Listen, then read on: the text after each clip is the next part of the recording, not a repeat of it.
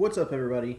This is the 84th Wolf, and today, holy smokes, after the explosive finale of RWBY Volume 3, I had to talk to somebody about it, and I've been in contact with a recent acquisition of mine. I'm subbed on his channel. His name is Skyprowl. I'll put a link in the description for his channel. He's a young reaction video person trying to get into animation and stuff like that.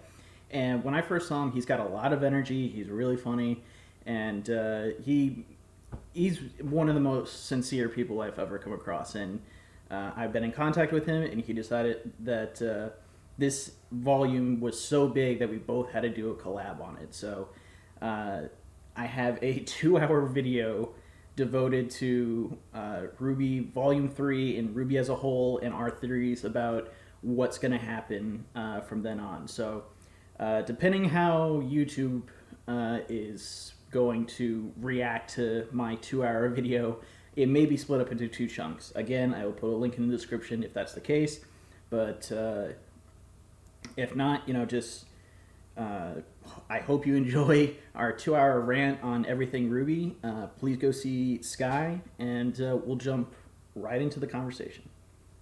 Hey, what's up, guys? Skyprowlbyte here, and today I'm being joined by the 84th Wolf. Say hello. Hey, what's up, everybody? Please check out the 84th Wolf's channel. He also does RWBY reactions. Really cool guy, and he can hear me. Just know that I love him because it's Valentine's Day. Oh, thanks, buddy. That really means a lot. You hold a special place in my heart too. You do too. Ever since I saw your first reaction to your RWBY reaction videos, I loved RWBY. I've been with it since the beginning. I've been with Rooster Teeth since they were just videos on Google and stuff like that. And seeing someone that I can talk to that has a completely different perspective on it is really cool, and I really enjoy talking to people like that. I know. Same thing here. I don't have much Rooster Teeth fans in my school, so nice to meet one. Yeah. Anyway, what we're doing is we're going to be basically discussing Volume 3. What did we think about it? Did we like it? Well, of course we liked it, but just anything about clarifying statements. Yeah, this is the first time I've ever done this. I'm a bit rusty, folks. Okay. So, we're going to start with our characters. What did we like about them? Name your favorite character from the season. Season 2. Favorite new character or returning character? We'll start with returning, because that we'll just get that out of the way. Okay, returning characters. Well, that's a hard one, because, Rooster Teeth has been... Their biggest thing is characters, but, my personal favorite for pretty much the entire time has been Yang, but now it's just kind of morphed into a whole bunch of other characters. I like Juniper personally as another foil of the team, but I think I've kind of been balancing between Blake and I guess RWBY, because Blake, because she probably has the most interesting backstory of all the characters, and it's definitely fun to hear her and see her struggles and stuff like that. And RWBY herself, we've been watching her since Volume 1, and comparing her from Volume 1 to Volume 3, she's gotten a little less goofy, she's gotten a lot smarter, she's gotten a lot more responsible, and it's nice to see a character develop over time. Exactly. Once again, RWBY, she's still a bit of a child, of course. We saw when she first saw Uncle Crow, she just went up and like, Uncle Crow! Yeah, that's the other thing I should have mentioned. Is like they've evolved, but they kept those core things. Like that whole scene with Uncle Crow with her like sliding off the arm and stuff like that. Yeah. That was one of the cutest things of the series, and I loved it. Yes, of course. Of course, RWBY, once again. Now, I know one thing that everybody knows about me if you've been following this channel. Heck, if you see one reaction, that I think RWBY is just so damn adorable. Yeah, her childlike personality, her innocence. But when I see her be serious, I see a serious person. I see somebody who just needs to get the job done, and that's great. That's great. And RWBY, fantastic. My favorite returning character is definitely Pura. everybody knows this about Pura, that I always loved Pura as a character. You know, her caring personality and just the way, everything. Yeah. Well, she was one of the most powerful people in the school, and just watching her fight, and her outfit herself was just very unique. She stood out a lot more than like some of the other characters. And I mean, not only that, but you know, Pura, meaning, you know, if you look up the definition of that, everyone was so worried that something was going to happen to Pura, and eventually something does. I've only been with RWBY for how long has it been? 2 months. I've only been with about 2 months, but even then, I still see comments of people being stuff like, you know, sometimes discussing things that happened in Volume 3. I read those comments, guys. Believe me, I do. Same here. And yeah, great development for her. Pura was always one of my favorites, but this volume, they expanded on her character better than the other 2 volumes. The other 2 volumes, they did fine, but this volume, they really made her a focus. She was... Yeah, for the last... I mean, the show is called RWBY, so it's not going to be about Pura or anything like that, but... one of the reasons why she was so focused on in Volume 3 was because of all this stuff that's been going on. Everything with the Fallmeans, she's the best hunter at the school, and then, you know, they needed to expand her character so her death would mean something, and it did. They really pulled it off, and I thought it was kind of cool that sorry, I'm a little bit distracted. There's my phone's ringing in the background. Screw that. But she knew she was extremely powerful, but she was just always so worried that she wouldn't be as powerful as everyone expected her to be. And, exactly. And it's kind of cool because I kind of there was something thrown around. I think I read this like a year ago, like the scene with, or probably not a year, but the scene where she's fighting Team Cardin. Like there was supposed to be some like flashback parts with her training with her, I think it was her mother, and her mother like expected this. So I'm a little disappointed that didn't end up in the final take, but that was definitely something that was considered in the writing. Of course, yeah. I would have liked to see Pura's family. Of course, we don't know. We don't know anything. We'll be discussing at the end of this, but. I want to see Jean's 7 sisters. That's what I want to see. Yeah, of course, the seven deadly exes. Yeah. I'm thinking about making a fan fiction about that, to be perfectly honest. So we talked about our returning characters. Who is your favorite new character? New character that okay, that this is no competition. Crow definitely. The first appearance. The first time he comes on screen in the Crow bar, yeah. Yeah, in the bar where he's basically looking at the teams and it's just like, I don't fucking care about this. And you first see him, and when you see him battle Winter, and when you realize that his name is Crow and he's RWBY's uncle, you instantly want to know more about him. Why is he the way he is? He is one of the strongest hunters in the world, and that one scene showed everything. Exactly. He is a powerful guy. Yes, he's a bit of he's a drunk. And, of course, the one thing that I'm so glad people told me about this, because I'm pretty sure that I would never know this. He's voiced by, I don't know how to say his last name, Vic Mignogna. That's pretty much the best I can do. Basically, Edward Elric from Full Metal Alchemist. Yeah, and I thought that was amazing when I heard that. And someone play the guy who voiced Roy Mustang is in there too. I forget which character he plays, but he's in there too. Roy Mustang was my favorite character from the show, so I gotta look that up. I can't look it up right now. They keep getting all these really cool actors. The guy Elijah Wood played Sigma in the Red vs. Blue saga. So they get all these really cool actors and stuff like that. I think that's a nice touch. Exactly, and that's not the only one. Of course, nobody really cares that much. I'm sorry to say this, but I also know that Mercury is voiced by Ben Tennyson from Ben 10. But that's all I know. But I've never watched that show, so I didn't know that. He is a very good actor. Yes, he is. I actually Mercury definitely, and just Crow. amazing guy. And I also like the relationship with Ruby. It's adorable. He cares for his nieces, his step niece and his actual niece. But at the same time, he is a bit of an uncle. You know, he may do some things that he probably shouldn't do around them. Don't get any ideas, shippers.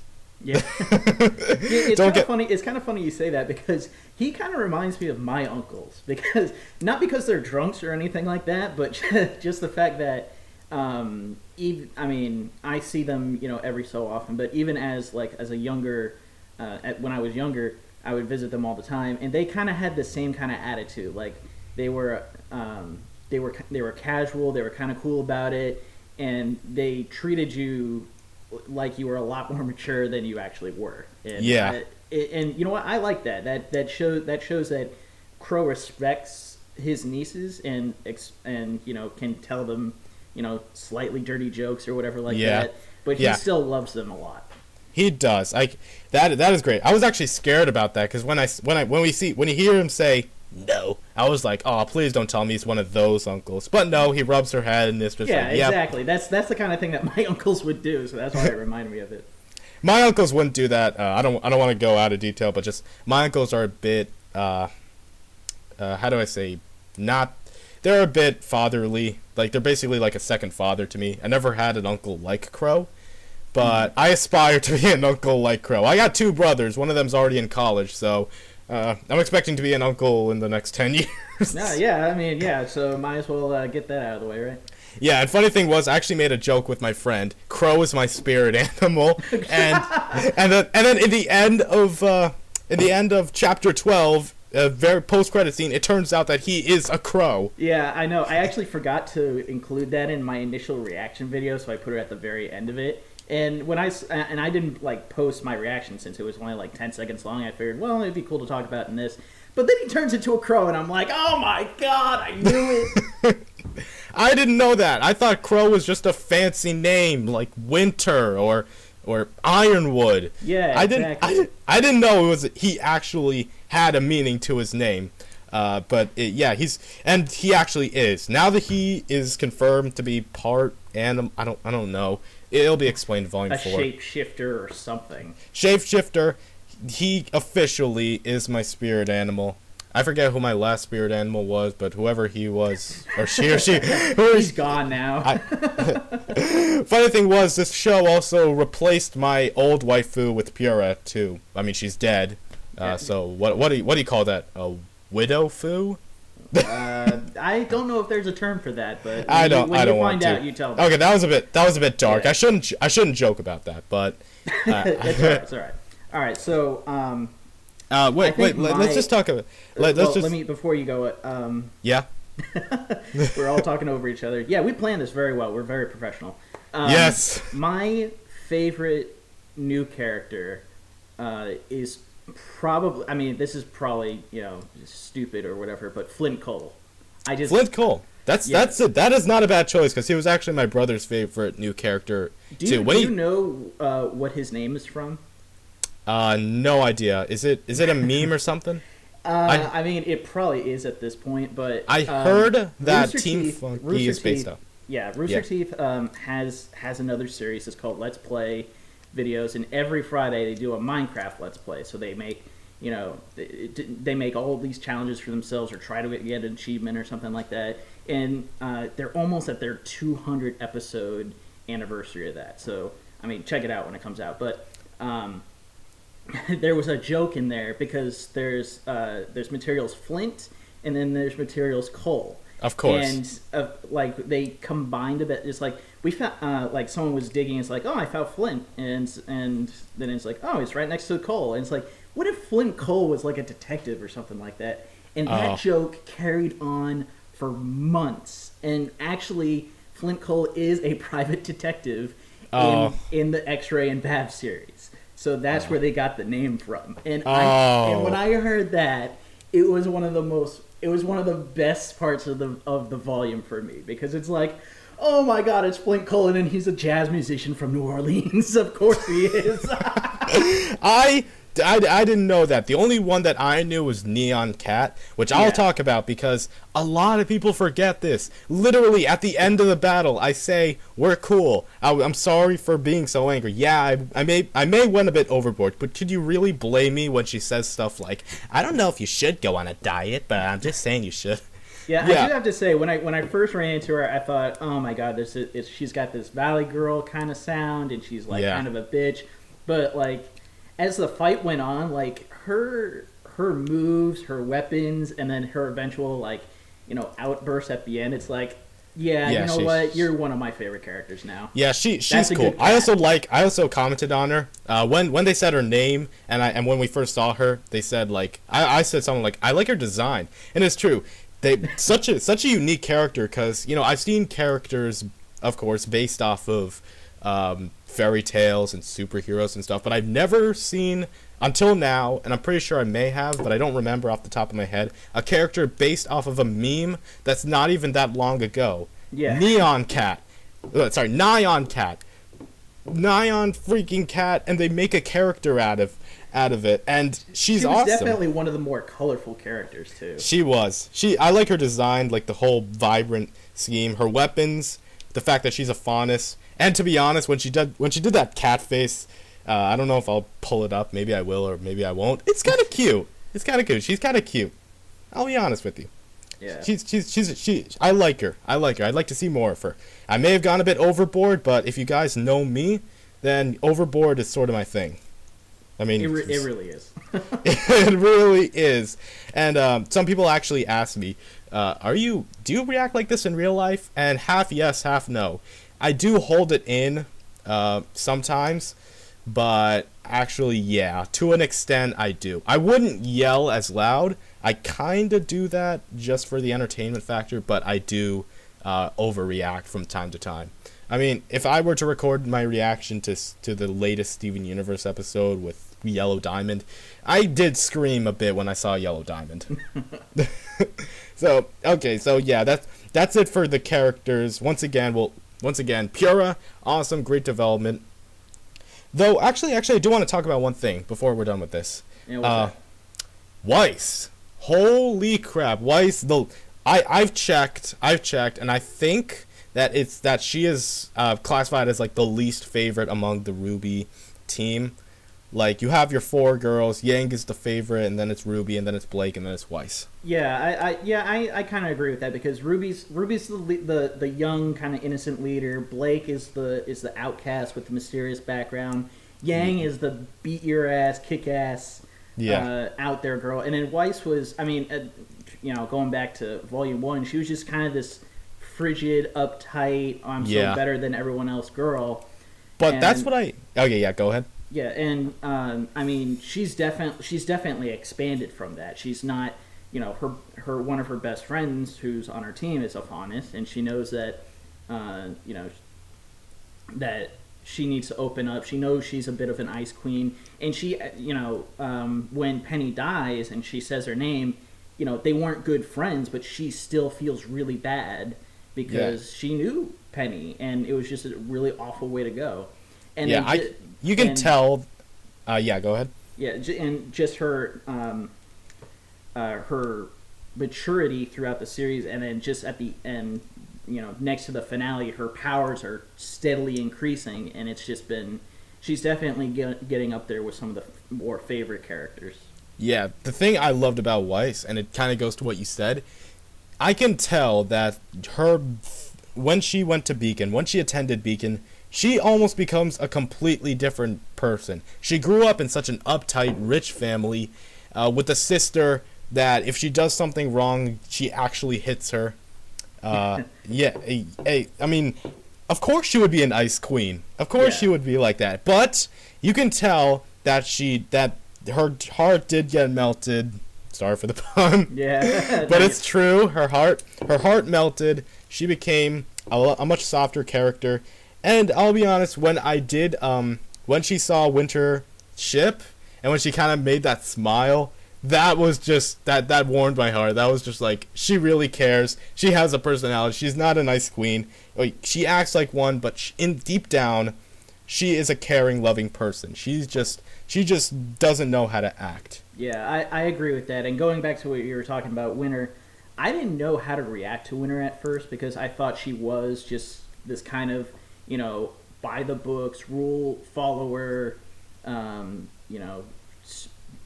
she would be the drill sergeant that everyone hates, and yeah. And do you know what? She actually reminds her in me. The head.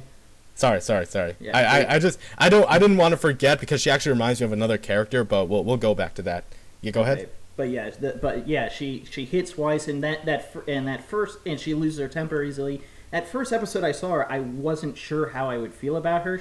She just seemed kind of, she seemed a lot colder. She seems like she didn't really love Weiss. But then the next time we see her, when they're at that little cafe thing, it's like, I mean, yes, Winter bonks her on the head, but it's really to, tell her that, hey, you can do this. I really do care about you, and all the good big sister stuff. She doesn't do it out of meanness. She does it to, one, keep up appearances with the people, with the public, but she is much, much, much kinder to her sister. Yeah, and this is the last part we'll talk about.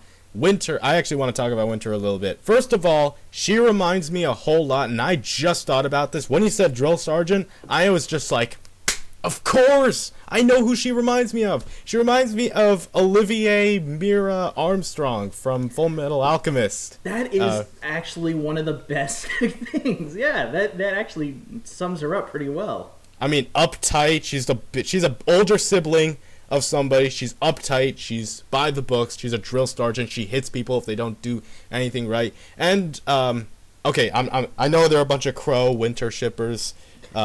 But kind of like how people always flirted with Olivier, and she was always just like, I'm not falling for your bullshit, alright? Yes, I know, I don't want to go into too much detail, but yes, I know, I'm young, I'm kind of young, well, she's not really that young, but I know I look pretty young, but I will kick your ass if you dare try to flirt with me.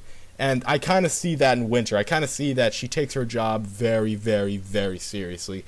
And when somebody like Crow comes along and tries to just taunt her, yeah, she will kick your ass. Yeah.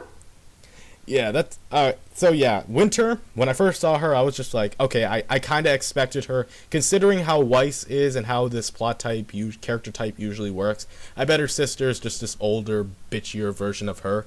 And she was. But, you were 99% right. but I will admit that little dinner scene was cute. Despite the fact that I was actually looking back at my reactions, and I don't usually laugh at my videos, but this part I actually did laugh at, where I was just like, that food is delicious. Yeah, that was my first reaction when I saw your video too. I'm like, really? You're focused on the food? I don't know why I was focused on the food. Going on here. I don't know why. I go off topic so many times. Of course. I go off topic so many times, and sometimes I don't want to stay silent. I try to, talk, because I am an audio reactor, so I'm not just going to play a video and be like, okay. Yeah, your I got a lot more standards to keep up here, being a audio reactor. It's kind of funny you mentioned that, because I'm more of a visual kind of thing with audio, but you're more of you're complete audio, and you have the energy to do that, and that's really cool. And I mean, people have been asking me all the time, and if people are wondering, will I get a face cam? Will I actually do in-face reactions?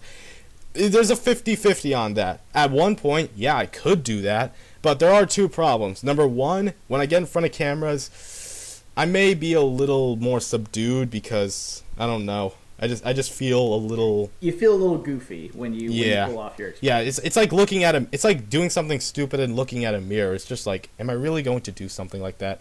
Yeah. All right. Well, we're getting off topic a bit. Okay. Yeah, we're getting off topic, but just one more thing. God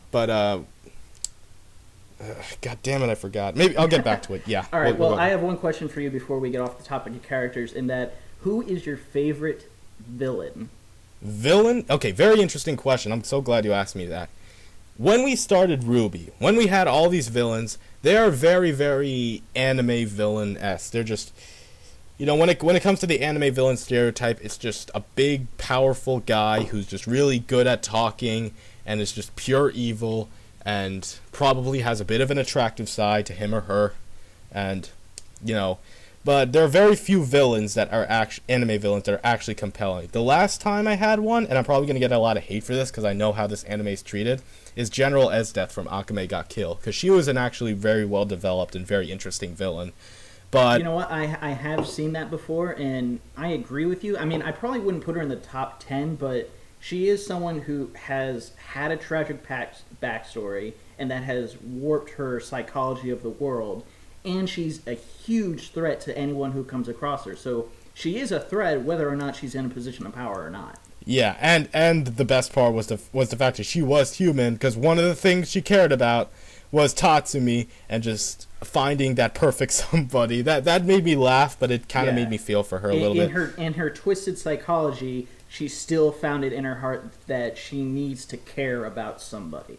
Yeah, and that's what made her. Whether until Tatsumi dies because he wasn't the strongest, like she always wants herself to be and wants Tatsumi to be. But I agree with that.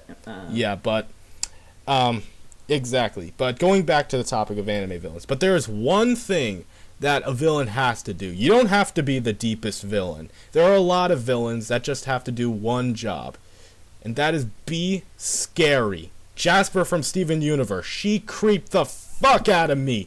Especially when she did that smile when Garnet looked at her, she was just like, I can't do it because I don't have my face. She had this weird creepy smile. Maybe I'll put a picture right here. But I'll probably have the picture. Maybe I don't. But right up there. But yeah, be scary. Cinder, oh my god, she creeped. For somebody so normal looking, somebody so attractive, and somebody so just doesn't have a lot of screen time. Doesn't have a lot of screen time.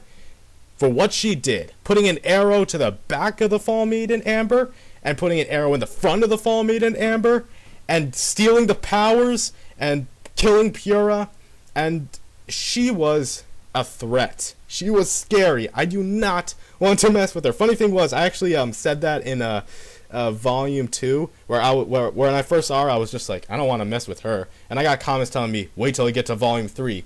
And now that I'm out here, I'm just like, yes. So Cinder, definitely. Roman, okay, he does his job. I see what he is. He's sort of a dealer. He's a dealer. He just likes to cheat and steal, and he's in it for the money. You can definitely tell. Neo was Neo. She was kind of creepy in that way that she doesn't talk, and how powerful she was. But at the same time, I just found her to be really funny, especially when she's just smiling. Yeah, she's still a huge unknown, really. So that probably carries on to that is going to carry on to season Volume 4, I'm sure. But speaking of Neo, somebody told me that when asked if she's going to talk, they said that they have decided. And of course, the only part we did hear her a little gasp when she flew like Mary Poppins down. It's I'm sorry to cut you off, but I have to say someone mentioned that in because I have an iFunny account, and somebody mentioned all the stuff about Volume 3 and nobody noticed I talked. Well, here's the thing. I think even mute people can let out a gasp of surprise, so I don't count that as her talking. Yeah, maybe. Okay, there are only two other creepy, there's only one other creepy villain I can think of at the top of my head who doesn't talk, and it's probably one I don't think anybody knows this, but it's Soundwave from Transformers Prime. I'm just going to give you the brief gist of it. He never talked. The only time he talked was when he was captured, and he said something like, Soundwave Superior. That's it. And then the last time we saw him, he doesn't even have a face. His face is literally like that heartbeat monitor. And but he was pretty creepy. When Wheeljack was facing off against him, he was just standing there like, and blocking all the hits, and my phone is almost out of battery. Let me just get my charger. But that's the only other silent character I know of. But it's amazing how much just adding a mouth. I don't know if the microphone is picking up on me moving my phone around. Hopefully it's not. It's not too bad. Okay. Stay. But when it comes to Neo, she is creepy, but at the same time you are intrigued. Like, what is with her? You can tell that she's a playful person, and she does express a little bit of emotion. Well, playful in a crazy sadistic sort of way. Yeah. And with the little gasp, of course, she's not mute. There's a difference between being mute and silent. I know silent people. I know people who I've only heard talk once or have never heard talk in my school. They're the people that just never talk. And sometimes people try to talk to them, and they just wave their hand or something. But from time to time, they may let out a gasp. She's silent. She's not mute. She has a voice. I don't think she just doesn't use it. So, but that's what makes her interesting and creepy. And of course, I hope she didn't die or anything. And I'm pretty sure she's going to. And this is for Roman too. I'm pretty sure the next time we see him, he's just gonna cut himself out of the grim corpse. He's gonna look all messed up. Maybe he'll have his arm chopped off, just like Yang, and he's gonna be like, little red, I'm gonna cut your fucking head off. So Cinder's your favorite villain, obviously. Cinder is my favorite villain, of course. She's scary. I gotta say that I think Roman was my favorite villain. Yes, Cinder was. Well, I'll make a quick note about Cinder.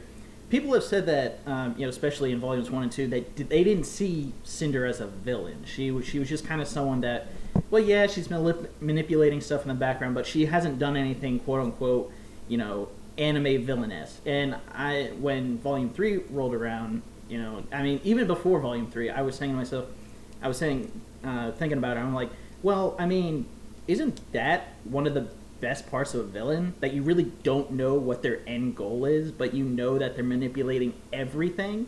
Just like the Joker from Batman, anything. Yeah, exactly. Like, the Joker one of the was things scary as all hell. One of the things people loved about The Dark Knight was that Joker never explained his backstory. One day I got these scars when I accidentally, I don't remember. I haven't seen The Dark Knight in a long time. Yeah, they know the scene. Yeah, it was, I cut myself. It was from I cut myself to my dad, cut myself to my brother, sister, boyfriend. I don't remember. Yeah.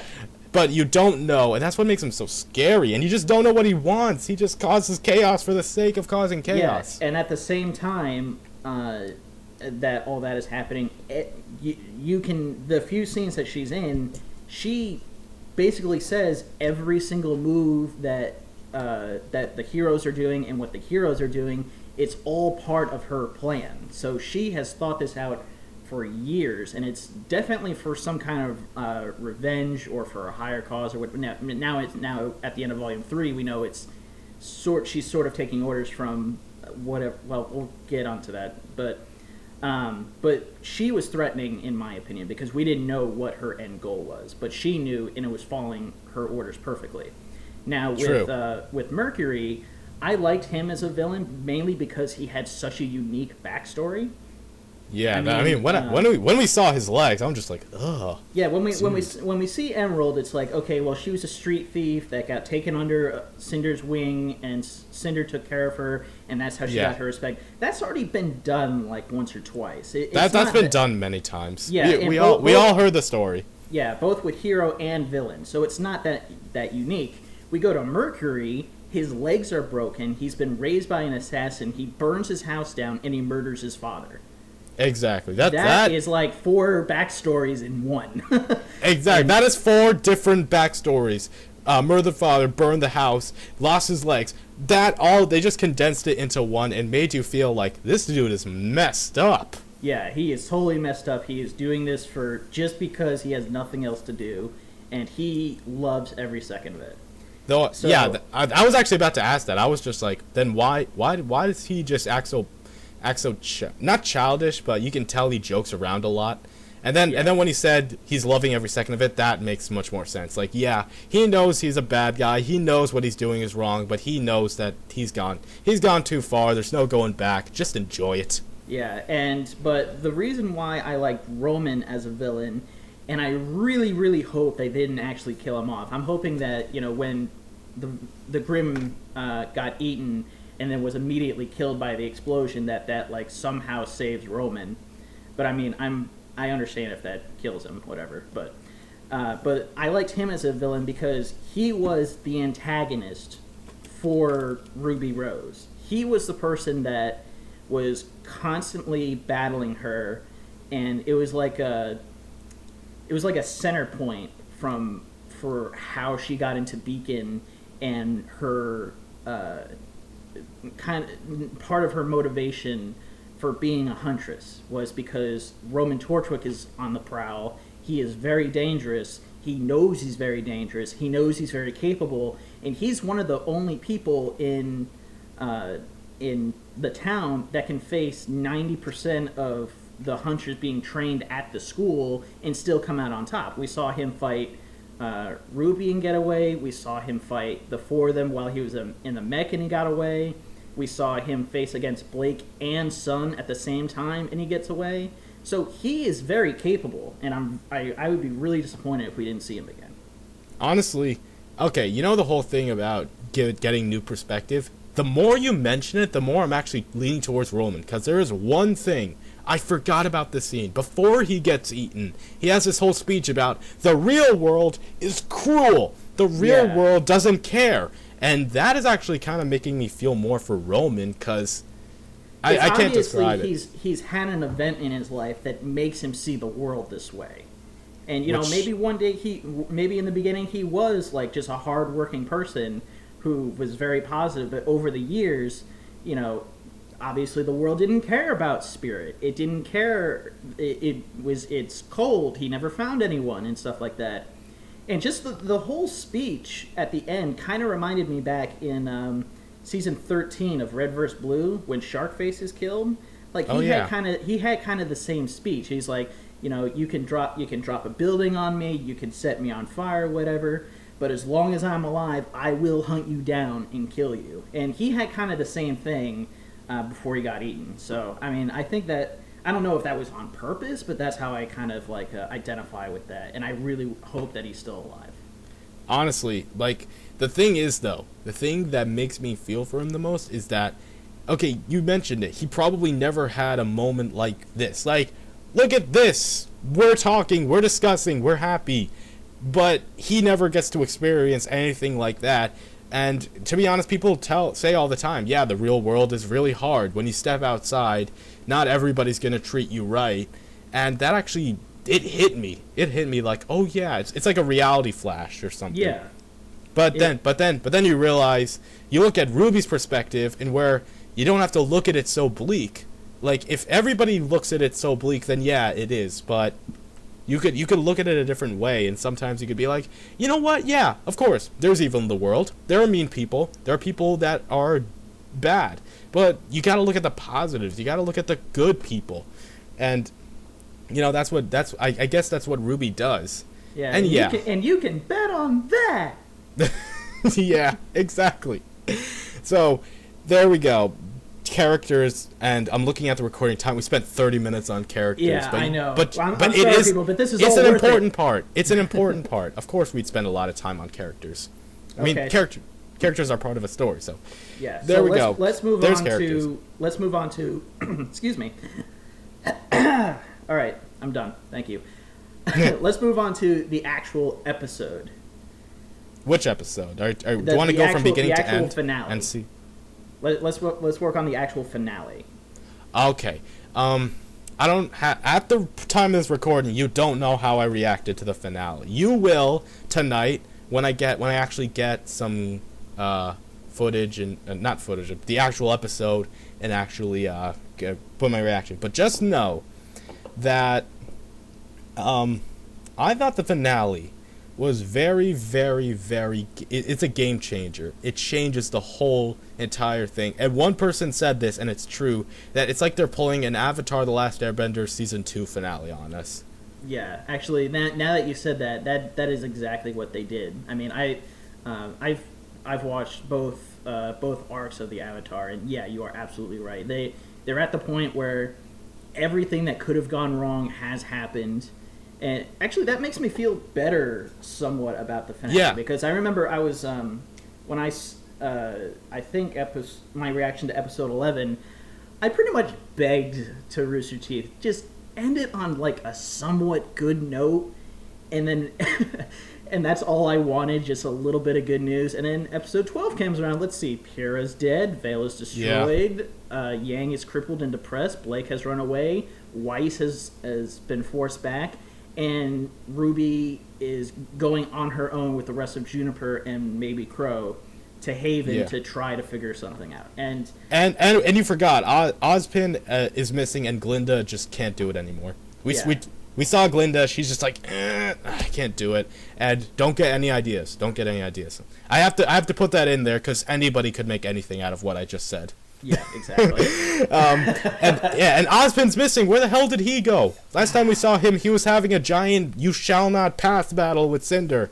And Crow has his cane, so obviously he must have somehow gotten to the vault and found it. Now, whether or not he found Oz's body is something to be determined, but I mean, it was definitely really cool watching the 10-second fight between them, though, because he definitely has some kind of time manipulation kind of semblance going on. Okay, I'm going to save this for theorizing, but I do have a theory about the connection between Crow's crow form and Ozpin. We'll save that for the end because and I hope that I'll remember. I should remember. I'll try to remind you. Yeah. Okay, so there we go. The finale. What else do we gotta mention? We saw Tai Yang Xiaolong for the first time. Okay, we saw him in the background in episode 1, sort of like a 2D model, but this is the time we see full CGI rendered with a voice Tai Yang. And the first thing we notice about him is that A, he gets along very well with Ruby, of course, and Ruby's very excited to see him. He cares about him, of course. He's a father. And B, I don't think he has the best relationship with Crow. Yeah, I'm really glad you said that, because I mean, one, just like when Crow asks to be alone with Ruby, like he has that kind of anger flash, but at the same time, when he's walking out of the room, he kind of looks at Crow, and it is not a friendly look. Funny thing was, I'm not gonna spoil. Remember when I did the whole? Once again, I don't have the video up yet. When this collaboration is up on my, it's up on general. I don't know whose channel it's going to. Whose channel is it going to again? It's going to both of ours, I think. Oh yeah, when it goes to when you see mine, I have this whole thing where, remember when I did the whole Mary Poppins and then I had a little still image of Neo's head on Mary Poppins' body? Yeah. Yeah, I kind of had that joke because I had the same. I did the same thing where I said something like, "Oh, Tai Yang was looking at him like bitch," and when I said bitch, I have like a still frame of Tai Yang's expression when looking at Crow. I can't wait to show it to you. It's really, really funny. And yes, I do know that I don't think it's plagiarism that Dashi does the same thing. Dashi XP is one of my favorite YouTubers, and I can't believe nobody noticed this before, but I do take a lot of inspiration from Dashi. I'm not stealing from him. Stealing. No, you're not stealing. I mean, everyone has taken someone's thing, and if we went to copywriting that far, Doom would be getting $1 bazillion with all the first-person shooters that are coming out. So yeah, and honestly, and funny how I mentioned Akame ga Kill again, because I just have a question to ask you. Do you think, and I think this too, that Yang and Blake are a lot similar to Leone and Akame? I mean, I definitely I did when I first saw Yang and I saw Akame ga Kill. I definitely saw the resemblance between her and Leone, or I'm sorry, Leore. How you say Leone. Leone. Yeah. I definitely saw that connection, and it's fun to think about who would actually win in a fight and stuff like that. Yeah, but it's not straight plagiarism, because the two. I don't know if it's actually. I think Akame ga Kill came later, or did it come? I think it came earlier, actually. Well, it depends. I mean, the manga might have came out before, and then the anime. Yeah. But yeah, I know what you mean. But just necessarily that they're similar doesn't mean they're complete. They're complete ripoffs. I mean, they could have taken inspiration from the character or from several characters that look like that, but we'll never know about that. Yeah, because when it comes to me and Dashi, People tell me of that. I kind of no, nobody told me in my comments, but I do take a lot of inspiration. The thing with Dashi is that he's loud. Sometimes he misses things. Sometimes he messes up on names and he messes up on stuff.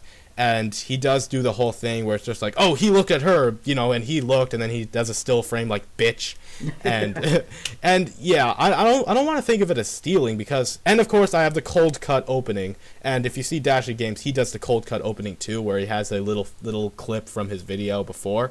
But yeah. I feel that if I were to compare myself to Dashi, I'm like a much more reserved Dashi because I do like calming down and taking some insight.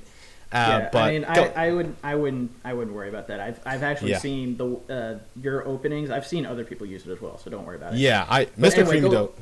Creamido does the same thing. We're going off topic again. Yeah, okay. But okay, so this all goes back to Tai Xiaolong and his relationship with Crow. Yeah. Yeah, when we see that expression and we see how the two interact, I think it's sort of like a thing where it's just like Tai Yang Xiaolong is sort of just like, she's a child, all right, let her rest, let her, you know, she's too young for this. And Crow is just like, no, come on, she's an experienced fighter, let her go. And I think that's what's the whole relationship thing's going on with the two. Yeah, but I mean, I can understand that because don't forget that Tai Yang has lost two of his wives. Yeah. You know, and after that, you know, they say that he shut down. So he was very depressed over both of their deaths, and he did. I mean, if he has to do it again with one of his daughters, I don't think he would recover. He's seen too much death, and he wants to protect. I mean, he supports their decision to be huntresses, but he doesn't want anything to happen to them. Of course. And of course, it's the people say this about Crow all the time in the show. Ironwood, Glinda, Ozpin. I think did Ozpin say it? Like, you're a bit too reckless, Crow. Come on, you know, you need to be a little bit more reserved than you already are. He's a drunk. He just charges into everything, you know. Yeah, I don't think Ozpin has said that directly, but his body language has definitely said that once or twice. Yeah, you can tell that he's annoyed by him. But yeah. Glinda, you can tell, of course, that she says something like, "He's always drunk." He's always drunk. That's one of the best lines ever. Yeah, I think they have a single clip on YouTube. They have a bunch of them where it's just like, Glinda he's always drunk. Quote from RWBY chapter whatever, I forget what it's called. Yeah, it's getting out there. But yeah, with Crow, the thing with Crow and Tai Yang have of the thing we saw about him. Tai Yang is very, very scared. He's scared about what's going on, and Crow is just like, you gotta let the. I don't know if this is the best example. You gotta let the fear just do something about it. Well, don't sit there. I think the biggest thing is that Crow knows exactly what's going on and why it's happening. I don't think Tai Yang is in that group of people to understand the full extension of everything, and. So I don't think he knows like RWBY's special power or anything about the Fall Maidens other than like, you know, fairy tales and stuff like that. And Crow knows that some of these fairy tales are real. Yeah, and Crow. And remember, yeah, Crow's part of that group with Glinda, Ozpin, and Ironwood. And what he saw on top of Beacon with RWBY, he knows he's gonna need her help. You know what? That actually brings another question. Why is Crow part of that group? Why is somebody as Crow part of a group that's dedicated to protecting the entire world? Well, it could be just because of his skill set. He is one of the best hunters in the world, and yes, he's a little rough around the edges, but he's got a good heart. He's extremely strong, and I mean, think about it. He must have been quick thinking enough to try to prevent Cinder from taking all of the Fall Maiden's powers initially. So he either was able to scout out that information somehow, or just, you know, heard rumors or anything like that, and was smart enough to track her down and stop her before she got them all. Exactly. That's exactly what I think. You know, yeah, I Crow, of course. Crow is just such an interesting character. You really want to know about more. When the volume ended, I was just like, please, I need to see more about Crow. What is with him? I need to learn more about his past. I need to learn more about, you know, his relationships. And why is he an actual crow? Why does he have that power? I need that answer too. Of course, it's going to be for a while because I've seen the RWBY scheduling, and I think the new volume should be here by like October or something like that. Oh my god. Yeah, October already. I gotta throw in a bunch of anime abridged series and stuff to keep the weight. Exactly. Yeah. Because I grew. I'm sorry. You brought up it's coming out in October. Here's a question for you. Almost every RTX, Rooster Teeth, throws out what they're working on, months ahead of the release date. Last time it was Volume 13 and RWBY Volume, I guess it was Volume 2 at the time. Would you go to RTX and maybe watch the first couple episodes of RWBY Volume 4, or would you rather wait and react to them for the first time with everybody else? I would like to react because the thing with me is that I'm a social person. I like being during... Like if I see the episode early, I'm not going to be... Okay, I got it. I want to be in the hype. I want to be in the hype when all this happens. Exactly, yeah. Yeah, when that volume comes out, I want to be excited like everybody. I want to go to the forums and have everybody type in, holy shit, blah, blah, blah, this happened in Volume 4. If I knew it already, I would just be like, yeah, I knew that like a month ago. I saw an early screening of it. I've been struggling whether to go to RTX this year solely because I don't want to be spoiled by RWBY. There's no way I'm going to RTX.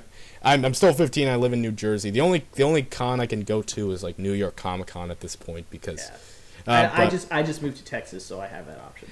Exactly. In fact, actually, you could go if you want. You don't have to screen RWBY, but I would like to go to RTX because after I saw RWBY, I mean, I was always a fan of Red vs. Blue, but I was never a big fan of Rooster Teeth. Now that I'm actually seeing Production Diaries and seeing the people at Rooster Teeth, they are an awesome company. They are. It's amazing what they've done, and they all started with 3 guys sitting in their living room. Exactly. Just like Steve Jobs. Is it Steve Jobs? Yeah, Steve Jobs. Yep, that's how can I know? Yeah. Rooster Teeth is just an awesome company, and it would be very awesome to work with them because they seem like such awesome people, especially the voice actors. That's probably my dream. But anyway, going to the finale again. Here's something that I was thinking of when we had planned this, and I was just thinking about what questions to ask and stuff like that. They say that the Grimm is now, I guess, petrified on top of Beacon because of RWBY's powers. Now, obviously, it's not going to last forever because, I mean, that would be... otherwise, the Grimm would just disintegrate and everything would be fine. Now, Cinder was also caught in that blast. So, my question to you is she still alive? Did she manage to escape? Or is she still petrified on top of Beacon? Of course she's alive. Did you see that? Did you see the end of it? We saw like that weird white lady. Was that Cinder? I don't think that was Cinder though. We don't know who it is. It sounded like Cinder. She had the same eyes as Cinder. It did, but she was the person who was doing the voice back in Volume 1 for the intro, and then the epilogue for Volume 3. And during Volume 3, we hear Cinder talking to someone about her gaining the Fall Maiden's powers and realizing that it's not 100% yet. My god. So I just thought about it. She has got to be the person that Cinder's talking to. So, if all that is true and Cinder got caught in a blast, is she still petrified on top of Beacon? Or did she get away? And when this spell eventually falls off of the Dragon Grimm, is it also going to revive Cinder at a really bad moment? Well, here's my thing, and looking back and observing that very scene, she screamed. She looked at when RWBY was glowing up, and you can tell that I think she knew what was going on. Because if she just saw RWBY glowing up and she didn't know what was going on, maybe she's just having an energy outburst. But she saw that beam of light coming. She doesn't know what it was, but she was feeling, but it looked like she knew what it was. Yeah, she knew what it was, and she was just shocked that this little girl had this power. That she had the silver eyes. But I think she's seen the power before, because remember that I don't think this was was this the explanation that she had silver eyes, and that means that she was actually kind of mutated a little bit, so she has some sort of super secret power or something. Not mutated. It was just that some people were born with silver eyes, and people with silver eyes, they were destined to become great warriors. Okay, yeah. So either I think that she knew it was happening. So if she knew it was happening, and she knew that with these powers she's unstoppable, but she couldn't face that, then I think that, yes, she is still petrified, because you can tell that she was just like, oh, this is the end, this is it, this is where it ends, right here, right now. This is. So you think we're gonna see her like later on in the volumes when they go back to Beacon? Of course we're gonna see her, but I think, and I could be wrong, and I don't know, I'm not that big of a theorist. I do like theorizing, but could that woman that we saw at the end with the weird white thing that kind of looked like Davy Jones from Pirates of the Caribbean, but Davy Jones from Pirates of the Caribbean, could she be Cinder's mom? You know, I'm actually glad you said that, because that was kind of like my thought going through, because they have the same eyes. Yeah, they do. But at the same time, I thought from the back, she looked a lot like Glinda. Oh my God! This brings up another. Or is that just me? This brings up another thing. Could Glinda and Cinder be related? I don't know if I would go that far. Okay, maybe. This is what theorizing it's all about. It's about talking and discussing. So I'm just theorizing, because when you bring up the fact that she has similar attributes to Glinda and Cinder, sort of like, wait a minute, she a descendant of them? Is that actually Cinder? Who is that lady? All we know is that where is she? Is she in? Yeah. Is she outside of the kingdoms in like some wild land, or is she in like some, I don't know, parallel universe or something like that? It is very disconcerting that they don't give any explanation, and it ticks me off. Well, I have 3 theories of what it could be. It could be A, a cave, B, another planet, or C, Ruby's version of hell. It's funny, but I actually think that it could actually be one of those 3, because other planet, she looks like a goddamn alien. I don't know. They do mention that they haven't been able to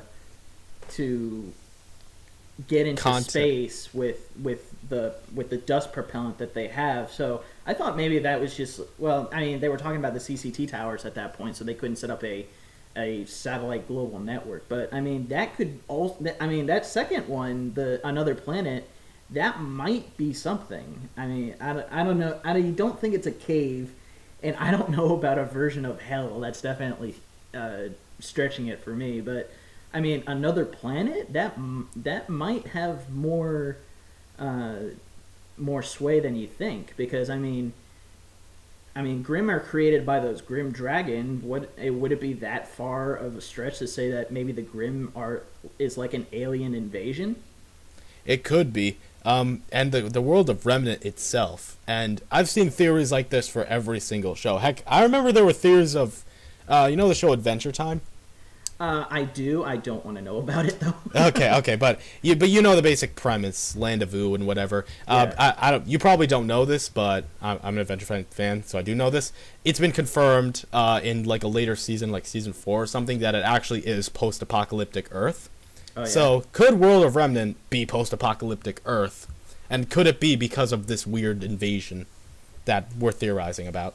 Yeah, I'm actually right at this moment. I'm looking at I'm reviewing the episode. I still have my reaction video on my thing, and you can see a destroyed moon in the background. Yeah, so, that leads to something too. That destroyed moon. Yeah, so it's probably not a cave if you can see the moon, but at the same time, it could be space, maybe from a different angle of the moon. So it could be another planet. But or it really could be the same planet, just in a different place. I mean, at this point, we just don't have enough evidence to tie it to any one thing. We don't. We don't know much, and we're all eager to find out in Volume 4. Yeah. Now let's see. It's February, so that's like what, 6 months from now. Oh, damn it! 6 months. When does Red versus Blue come back? I don't know. I haven't heard anything about that. Oh my god! How am I gonna? Oh yeah, there's a bunch of TV shows running right now. I'm a bit of a TV fanatic. We'll find something to react to. Yeah. In fact, I've actually started reacting to anime. I just did a reaction to Angel Beats, and so far, I'm sure it's gonna happen one day. But I haven't gotten a copyright strike from it. That's the sucky part about reacting to anime, is that reacting to anime is a big no in Japan. Yeah. I'm pretty sure. We'll do the best we can with that. Yeah, I'll do the best I can, because I don't want. I've seen reviewers and stuff, and I was scared about this when I was so popular for my RWBY reactions. Like those people that are watching, once RWBY's over, what am I going to do? Good thing that I got. I mean, other than anime, I did get Undertale, which I actually did confirm that I am going to play, and I am going to do a gameplay on. Mm-hmm. Yeah, I'll do that, but I need. Yeah, I'll have to find something that'll keep my viewers happy until Volume 4. Yeah, that's one thing that we'll add at the end of the video for fans to do that. What did you think about the shipping of Arcos confirmed? In my reaction, and once again, you didn't see my reaction. Well, when I saw Pura and John kiss, I was like, yes! Yes, it happened! Finally! This whole relationship. Okay, and then 10 seconds later, your heart cracked. Yeah, one of my favorite reviewers, Jeremy Johns, he did a review of a TV show called Arrow, and in season 2, let's just say 2 characters get together, and he said something along the lines of, he's going after girl, and then but look, I always want to say, dude, you got this really attractive, nerdy in all the right ways, smart, intelligent, sexy female. And that was that. Yeah, that's what I was kind of saying. Exactly what you mean, Felicity. She was freaking. Yeah. Hot. Oh, you know. I Arrow. do know yeah. it. I love that show. Yeah, me too. We'll talk about it later. We don't want to go into Arrow, but Yeah. But I was saying the same thing about John. I was like, John, I know you like Weiss, but you got this incredibly talented person who cares so much about you, knows so much about you, wants to know so much about you, never gets annoyed by you, loves your little jokes and all that. Smart, intelligent, caring female, and you're going after Weiss. I mean, nothing's wrong with Weiss, but just you have somebody right there, right in front of you. And when the ship actually sailed, I was just like, yes, finally, it happened. Oh god, and then when he calls. First of all, I'm kind of surprised that he had both Weiss's and Glinda's number in his scroll, but yeah. But when he got launched. With the rocket pod by Pyrrha, in my reaction, I was kind of like too shocked to react fully, but inside I was crying, especially when he calls Weiss, and he realized he is destroyed. He knows Pyrrha's not gonna make it. Yeah, he's just like, oh my god. This person I never knew. Okay, he does care about Pyrrha. Yeah, but they get together, sort of, kind of, at the dance, and I really don't think that they showed enough of that afterwards. And of course the whole drama with Pyrrha just figuring out that she may be the fourth fall maiden, and they have that little talk. I don't remember where they have that. Yeah, with the cotton candy and everything, and then just the fact that he knows that he is not powerful enough to stand next to her, and he just throws that scroll down and screams. I was just, in my head, holy shit, this just adds like 100 pounds of emotional baggage onto Jean for the next volume. Exactly. And I just want to say one thing about shipping and one thing about John. When it comes to shipping, I know I'm always the person that compliments girls. Heck, I just want to say something. I know a lot of people say stuff like, why do you just care about the looks? You never care about the personality. I do. I know, I compliment and all that, but sometimes it's comedy, sometimes it's just to entertain. But actually, despite that, I don't really ship all that much. I find it kind of pointless, because I know half of them won't even set sail. Yeah. I mean, Cardin and John. You really think? Okay, I don't. If people ship them, whatever. Yeah, but you know what? The exact same happened when they were when I saw a ship of Roman and Sun. I'm like, They had What? 10. Yeah, I saw that. They had 10 seconds with each other where they were beating the shit out of each other, and that was it. But that apparently was enough for a ship. Yeah, that's the funny thing about ships. If two characters even look at each other, talk to each other, being seen next to each other, there will be ships. So that's why I never really got into ships, because I'm just like, it won't work. When is it ever going to work? And even in cartoons, because you look at cartoons like, what's a cartoon people ship constantly with? SpongeBob. I see people trying to ship Sandy and SpongeBob together. And it's just like, it's a cartoon that doesn't have any continuity. You really think it's going to happen? Oh God, I just have a huge headache now about SpongeBob. Don't even get me started on that show, because that thing just rots your brain inside out. But yeah. We can rant about SpongeBob later, but but yeah, there's that ship. You know, well, just because we're on the topic of it, what do you think about the few ships that I've had was Jean and Pyrrha, and then the other one I had that. Like, it's not something that, I mean, if the writers don't want to do it, that's perfectly fine, but I think it would be really cool if it happened. Between Blake and Yang. Do you think I was expecting that. There? I was expecting that. I know, and I'm not judging you for it. That is fine, because Blake and Yang is the one true pairing, the OTP. I've seen. This is the most shipped couple I've seen in the fandom.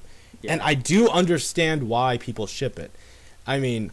and this is something that I would like to ask of RWBY. Could we actually get a gay couple in RWBY at one point? That would actually be really good to see at one point. But you know, I do understand. They do have the sort of personality match where it's sort of like, yeah, I could see why people ship it. They do care about each other, and of the two, they are definitely the most like emotionally connected, other than RWBY and Yang, of course, because, you know, they're sisters. But we're not going to ship those, please. Don't send us any of those shippings. Go back to your Kiss X Sis if you want to see incest. Go back to your 4chans. But I understand why people ship Blake and Yang. I do. But here's the thing. I've had emotional connections with a lot of my friends. And I hopefully... I don't want to make this sound weird, but we've never... Yeah. You've never shipped each other. We never shipped each other. Exactly. We're best friends. I've emotionally connected with my friends at so many points. Heck, I basically become a lot like my friend's therapist. I'm always the one that is just like, okay, I have a friend, he's very shy. And he's probably watching this right now. You know who you are. He's very shy. He's very timid. He gets bullied a lot in school. And I'm the type of guy who just doesn't get bullied a lot. In fact, I actually don't get bullied at all, because I'm just the most likable person you can ever meet. Keep telling yourself that. Yeah. But he gets bullied a lot. He's very shy, timid. He doesn't really take work all that well. And he gets emotionally disastrous a lot. And I've connected with him. I've helped him through different situations. And just like that, they have a great friendship. But when it comes to relationship, I do understand if it could happen, but I don't know if Rooster Teeth will actually go with it. Will they do it? Because the thing is, like, the funny thing is, yes, I'm a Bumblebee shipper, but it was never really serious until I think really it just sparked up again after Chapter 11. I mean, when I first saw the scene where I think what was it, Volume 2, when Blake and Yang are talking to each other in that classroom, and Yang's telling Blake to slow down because she's exhausting herself. Like, people saw that thing, and like Yang winking at Blake, and that kind of like sparked off the first huge Bumblebee wave. But I remember talking to my friends about it, and they're like, "Oh, well, you know, it's this and that, whatever." And I'm like, "Well, I mean, yeah, I can understand that, but I mean, it's one interaction." I saw if they didn't have Bumblebee as a ship, I saw Yang as more like a mother figure to everyone else, because she already has a younger sister, RWBY, who is on the same team, and she has played the part of big sister, you know, for her whole life, essentially. So I thought that, you know, if it wasn't going to be a Bumblebee ship, it was going to be more like Yang is the mother figure who also kicks a lot of ass, you know? Yeah. But once episode 11 came out, just the looks that Blake gave to Yang when she was afraid that Adam was going to hurt her, it kind of reinforced everything. And then and then episode 12 when she's like apologizing so much, and then she eventually runs away at the end, away from Team RWBY, because one, she's scared of her feelings, and two, because she feels it's her fault that Yang got injured. Yeah. So for me, that's what is kind of sparking my more of an interest in the Bumblebee ship. Yeah. My thing about the Bumblebee ship, I'll put it plain and simple. If it happens, if they actually do get together in the show, awesome. If they don't get together, if they either A, just stay the same throughout, if the show actually does end, if they just stay the same, then fine. If they actually get other dates, I mean, Yang hasn't shown romantic interest in anyone, except for, of course, Blake, if you count that. But Blake, of course, you've seen her with Sun. Yeah. And I do see the ship with Sun. I do see that. In fact, they actually are really cute together. Yeah. And I wouldn't mind seeing them together. Yeah, if it's not going to be a Bumblebee ship, I thought it was going to be more of a Blake and Sun ship, because they're both Faunus. They both had rough histories. And Sun, despite how, well, first of all, I wish that they would have him steal more stuff, be more of a thief, but whatever. It was just like a thing that just started. But I kind of, but yeah, I would like to see them together, because they have a lot of similarities, and they have the looks at each other. Sun did the little, whatever, the finger gun thing at her, and she was blushing and stuff like that. So that can happen too. Yeah, and expanding on that, okay, if it happens, awesome. If it doesn't happen, that's fine. If they get together with other people, that's fine. If I'm not going to sit down and just be like, please get together one episode. Yeah. And I'm not going to sit down and be like, don't ever get together. I'm sort of just like, if it happens, cool. If it doesn't happen, cool. But Pura and John, on the other hand, that I wanted to see. Those two. That one we were waiting ever since like Volume 1, so. Of course. I mean, the two obviously had great chemistry together. And, okay, I'll admit, I've never been in a serious relationship. I've had one little relationship, but that's more of just teen drama. Let's just put it that way. All right. But I've never been into it. Yeah, I've never been in a relationship before, or an intimate one. Intimate's the best. Romantic. Okay, there we go. Okay. I hope you haven't had anything intimate yet. Exactly. But I do have friends in relationships, and of what I see, they have enough in common and enough out of common to keep it interesting between the two. They obviously care for each other, and Pura even says, I remember in the Dance Revolution, was that the episode? Yeah, I think that's what it was. Pura said that one of the reasons she really was interested in John so much, because John was the first person to ever notice her without bowing down in glory. Yeah, scraping his head against the ground in awe of Pura.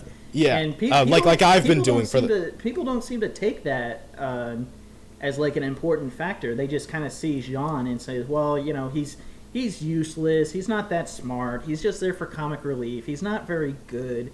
And I mean, I look at that and I'm like, well, yeah, he's not very good, but he's improving. He's not very smart, but he's a good leader and a quick thinker.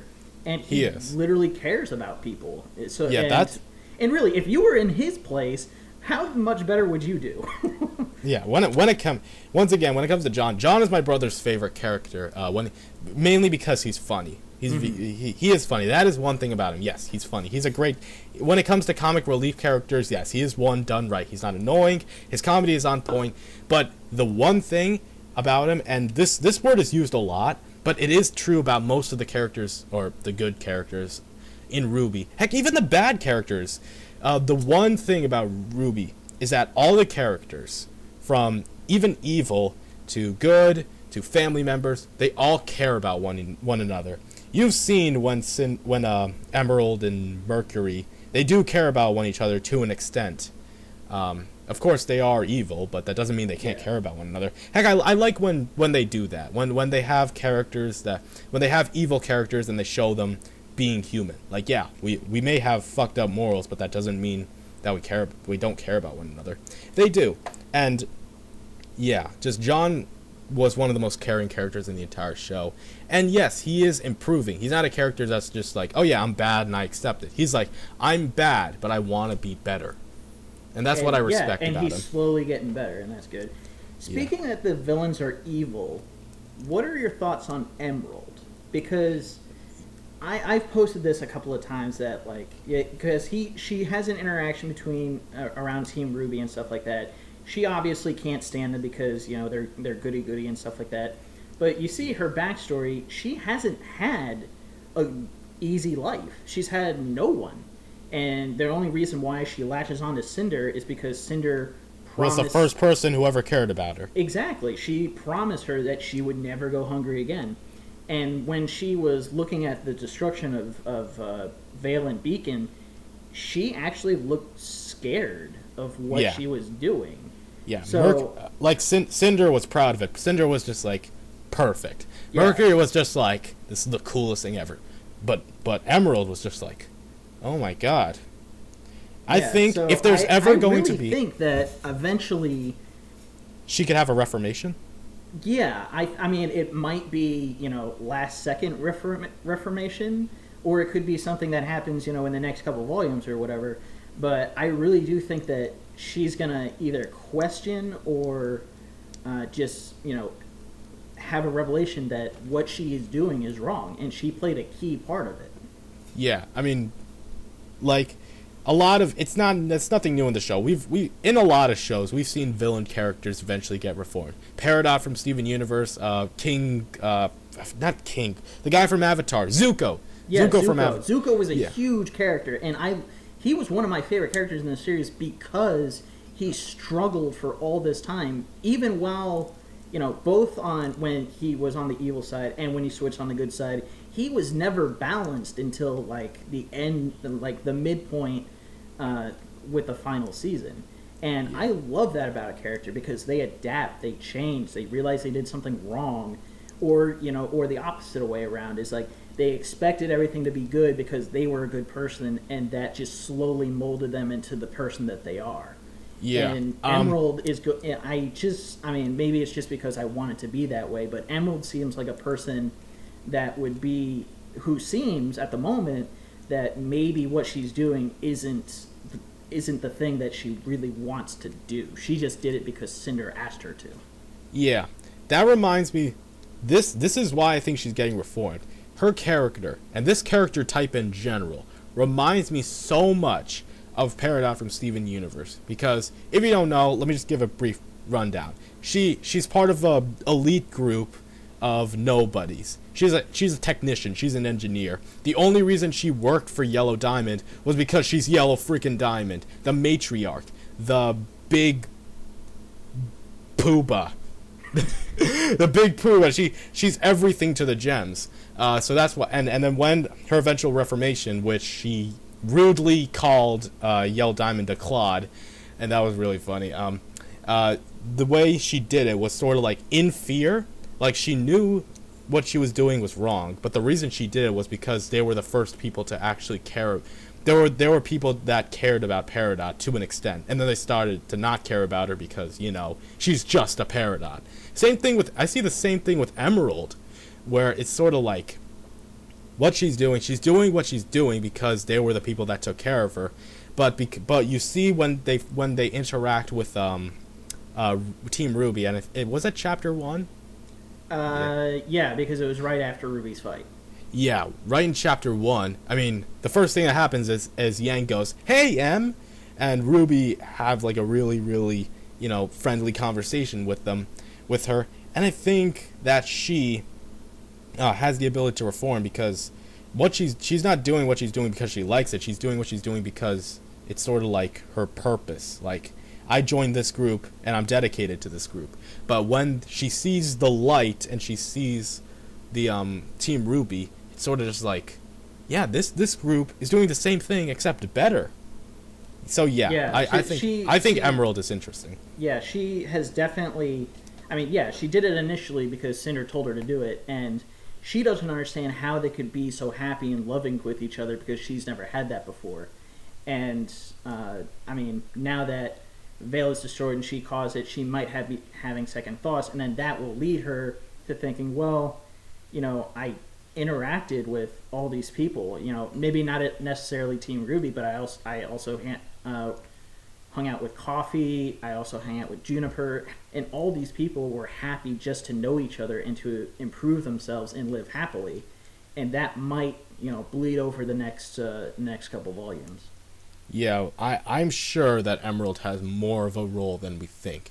I'm pretty sure Mercury is just going to stay the same crazy bastard that he is. Cinder, there's no going back. Emerald, there is some hope there. So when I see Emerald, I think that she is the character that's going to get reformed, because every single show that has a story, every single one, Samurai Jack, the Scotsman, he got reformed. Some animes. Just every show that has an ongoing story, there is at least one character, one villain that gets reformed. And in this case, it's Emerald. Yeah, in this case it would be Emerald. It's funny that you mentioned that, because one of my favorite shows is Fairy Tail. You ever watch that? Yeah, of course. And it's, I mean, for me, from a film perspective, it's a little corny. It always ends the same way. There's usually some ex machina moment where, you know, they get, you know, the power that they need through friendship and stuff like that.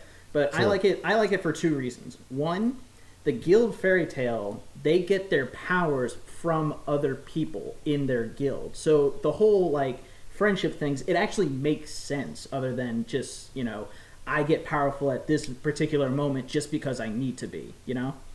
And in that, in the show, I also love the art style and stuff like that. They never do anything twice, and it always looks threatening or peaceful or smart or whatever. Kind of reminds me of Ren and Stimpy a little bit, how they never use the same facial expression twice. Okay, interesting contrast, but yeah.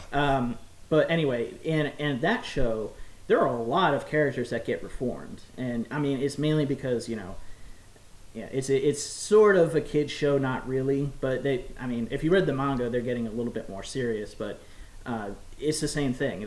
There are a lot of villains in that get reformed because they see another way to do it, and some of them don't get reformed, but, you know, the ones that do, you can see the reasons why they've reformed. Yeah. Another show that has a lot of reformed villains, and trust me, this is the only time I'm going to mention this franchise, but MLP, My Little Pony, Friendships and Magic, every single villain has gotten reformed. The only villain that hasn't gotten reformed yet is Queen Chrysalis, but other than that, every one of them, from the and comic that will probably villains, happen at the very, very last episode, right? Yes, very, very, the end of the season, there's always going to be that. I'm sorry. Heck, even single episodes, there's always like there was an episode that had to do with the corporation, and there was this character, and she was just like, I need those dresses, and I need them now. And then at the end of the episode, she's just like, I'm sorry for the way I acted. I'll never act this way again. I mean, yes, it's a little kid show, of course. So of course all the villains are going to get reformed. Yeah. But But RWBY being a much more adult show, as clearly seen, I'm only suspecting one of them is going to get reformed. Yeah. So right, well, there we go. A whole hour burnt on story. Yeah, let's try and wrap this up within 10 minutes. So yeah, I don't think 10 minutes is where we're going to wrap. I think it's going to be like 30, because next we'll move on to the positives. Yeah. I mean, yeah, I say let's wrap up in 30, but it's never going to happen. Jesus Christ. Yeah. I'm going to have a 2-hour video. Yeah, this is going to be a 2-hour thing. Okay, so positive things. Let's just don't beat around the bush. The entire series, positive things. Obviously, Volume 1, it did not have the art directors that they had, and that people forget that Volume 1 was sort of a pilot series. It wasn't necessarily establish anything beyond who these people are, one or two tussles they get into, and their world.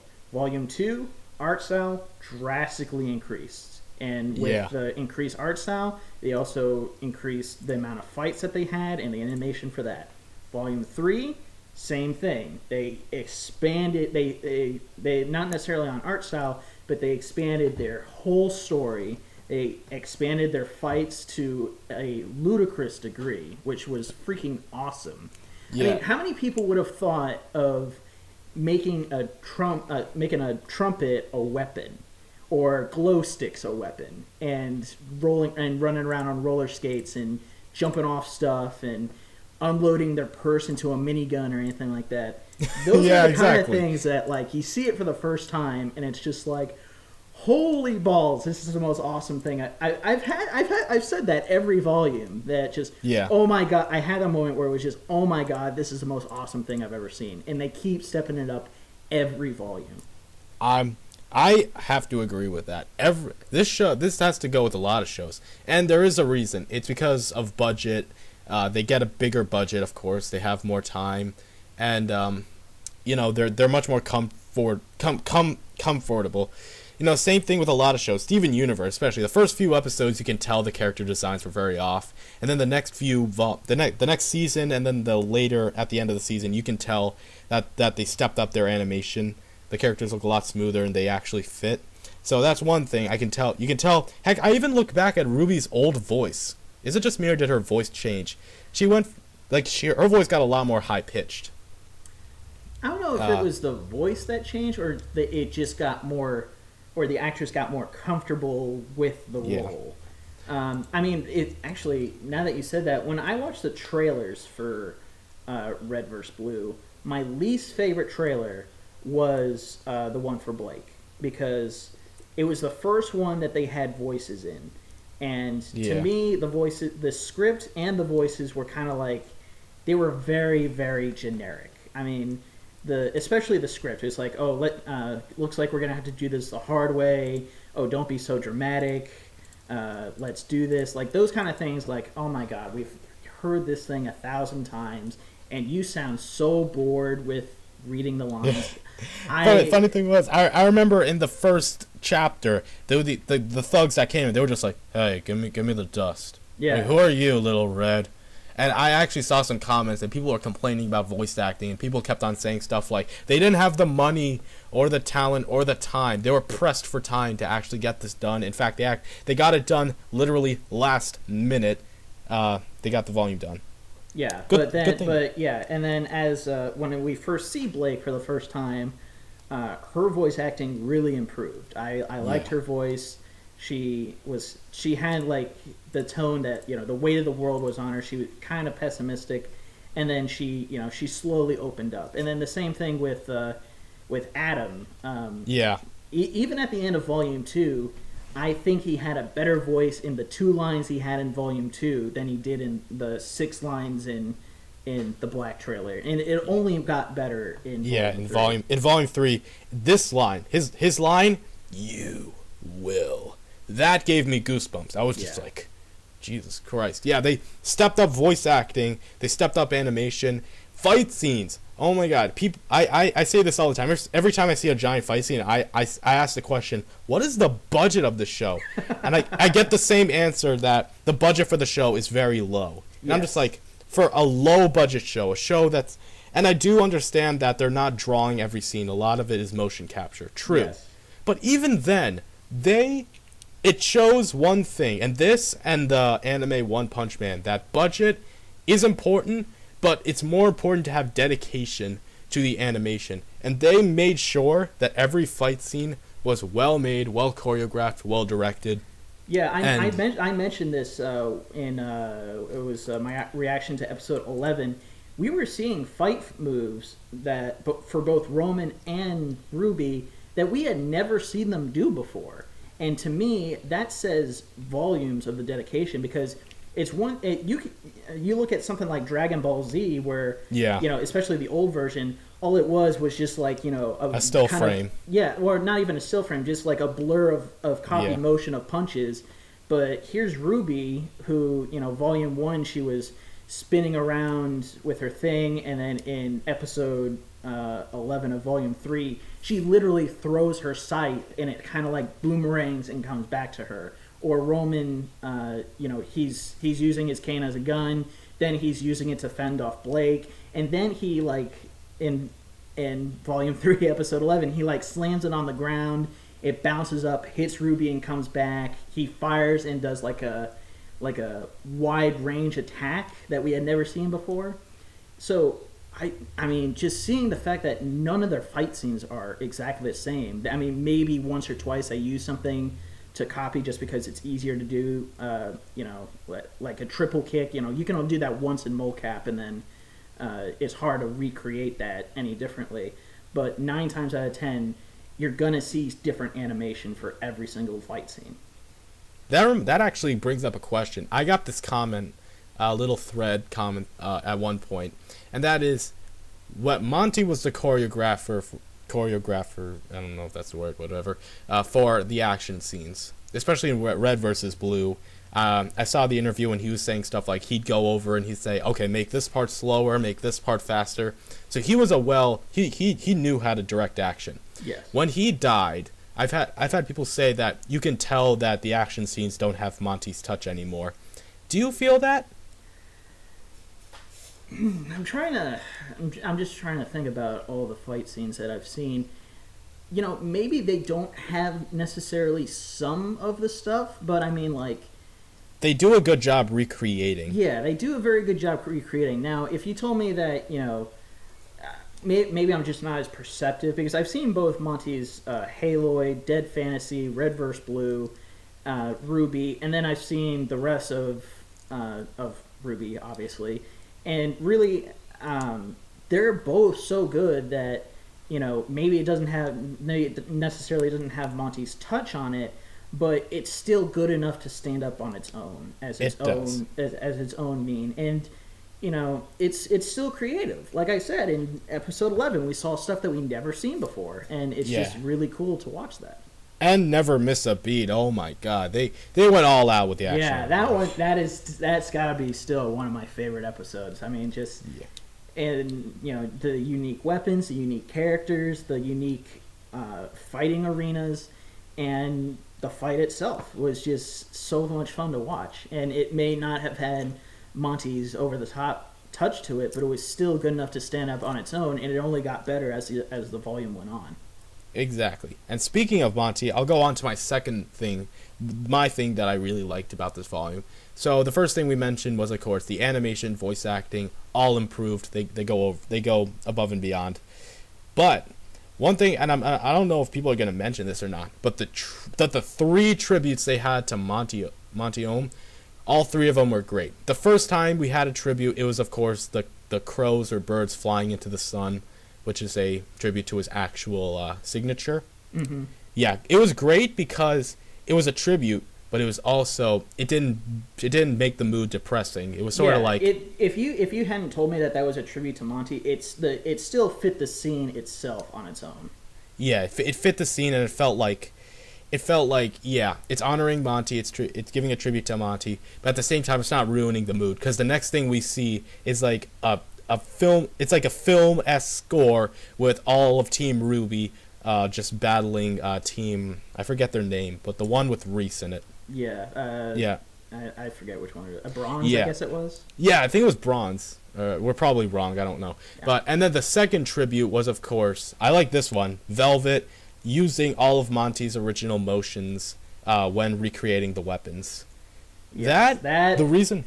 Yeah, I completely agree with you on that one. That I think I mentioned it to you before we started recording. It felt like a montage of all the fights that we had up until that point. I mean, we saw Ruby's Scythe, we saw, and you know, kind of to think of it, were the weapons in order in terms of trailers released, or did Yang? It was RWBY. It was red, blue. It was red, yellow, black, white. So it fit the theme of the characters, and it added a couple more things. But I just felt like the entire thing, it was like all the best moments of when we discovered what those weapons were. So like, you know, when we first saw the red trailer, we thought it was a sniper rifle, and then it unfolds into a sniper rifle, and seeing it for the first time was amazing, and seeing Velvet open that up for the first time was amazing.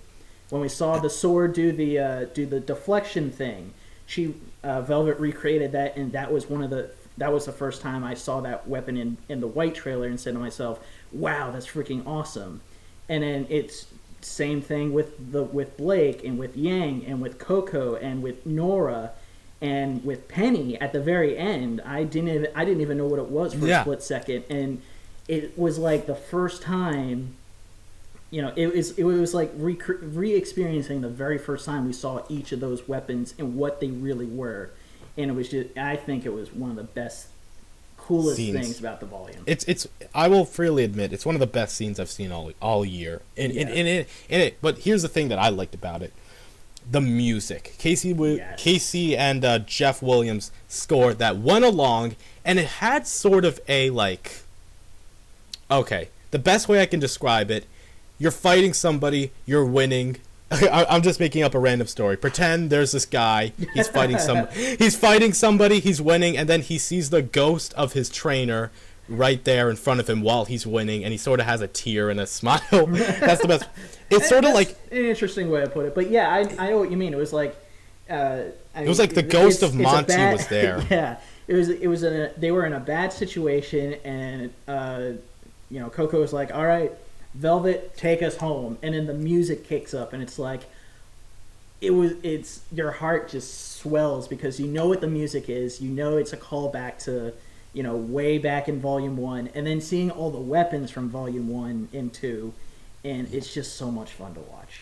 Yeah, it's like, you can tell, I don't know if this is, I don't know, it's really funny. It reminds me of kind of like in Star Wars, where I'd imagine Velvet in Monty's head, it would be like, use the weapons, Velvet, and that's what made it awesome for me. And of course, when Weiss summoned the knight, the White Knight. Yeah, she summoned the knight. She used the weapons to take down those robots, all while using Monty's original motions and having such a score that just felt, I don't know, uplifting. Such an uplifting score, and it was that's what I loved about it. It was an uplifting thing. It was celebrating Monty's moves and Monty's design. That's what I wanted to say. It's celebrating his work. Yeah.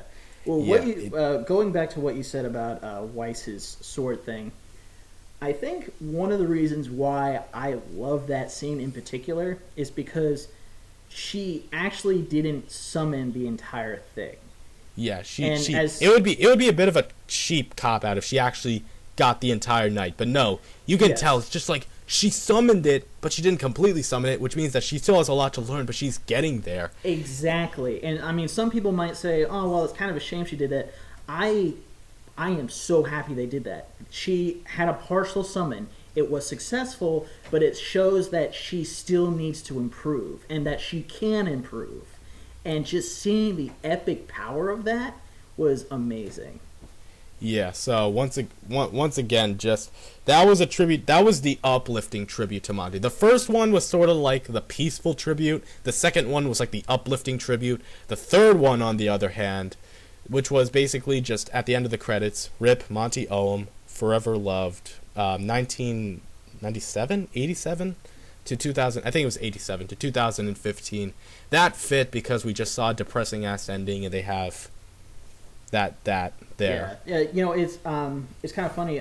There's one thing that that maybe you missed, but when Crow is talking to Ruby and Yang back in their little dorm room, he actually says, keep moving forward and stuff like that, and that is a direct quote from Monty. Really? Yes. Oh my god, how did I not notice that? To be fair, I didn't notice it the first time, but like somebody pointed it out, and I'm like, that is absolutely right, and that just made that one scene way better.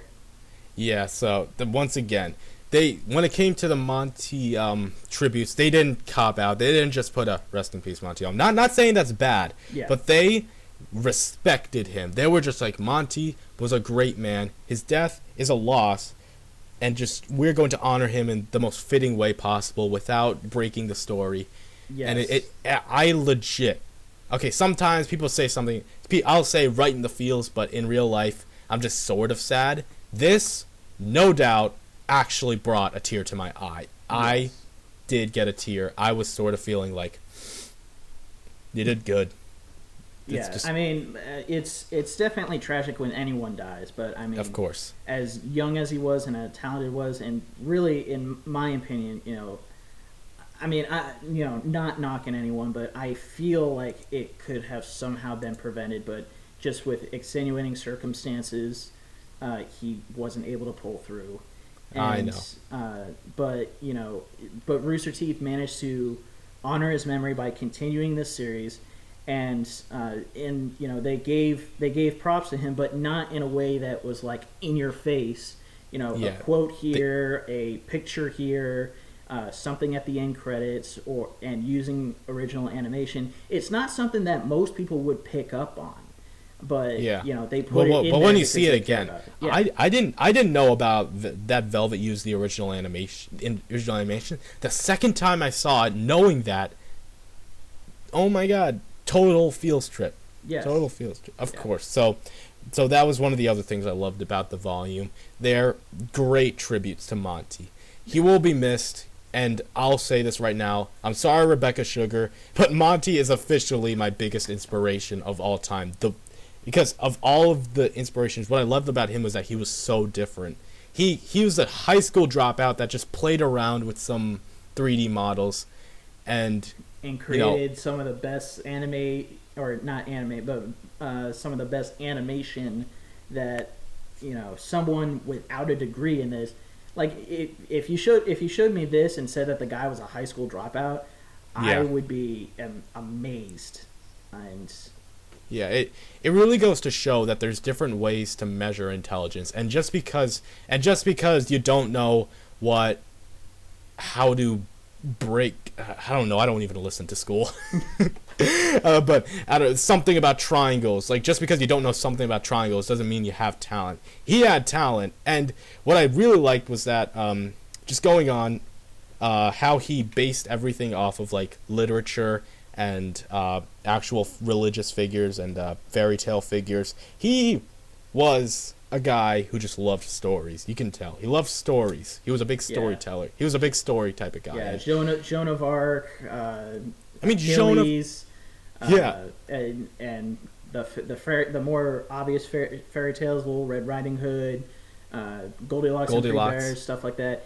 He can incorporate all those elements so it's not a copy, but it's his own kind of interpretation on the characters if they lived in this particular area. And that's, and by the way, we're not saying to drop out of school and do animation. No, I'm not dropping out. But yeah, I mean, he was amazing for what he had. Yeah, just know that there's different ways of being talented. For me, just like him, I'm not the most academically excellent guy in the entire world. In fact, I'm actually sort of an average student, and I live in a place where the idea of creativity is sort of just non-existent.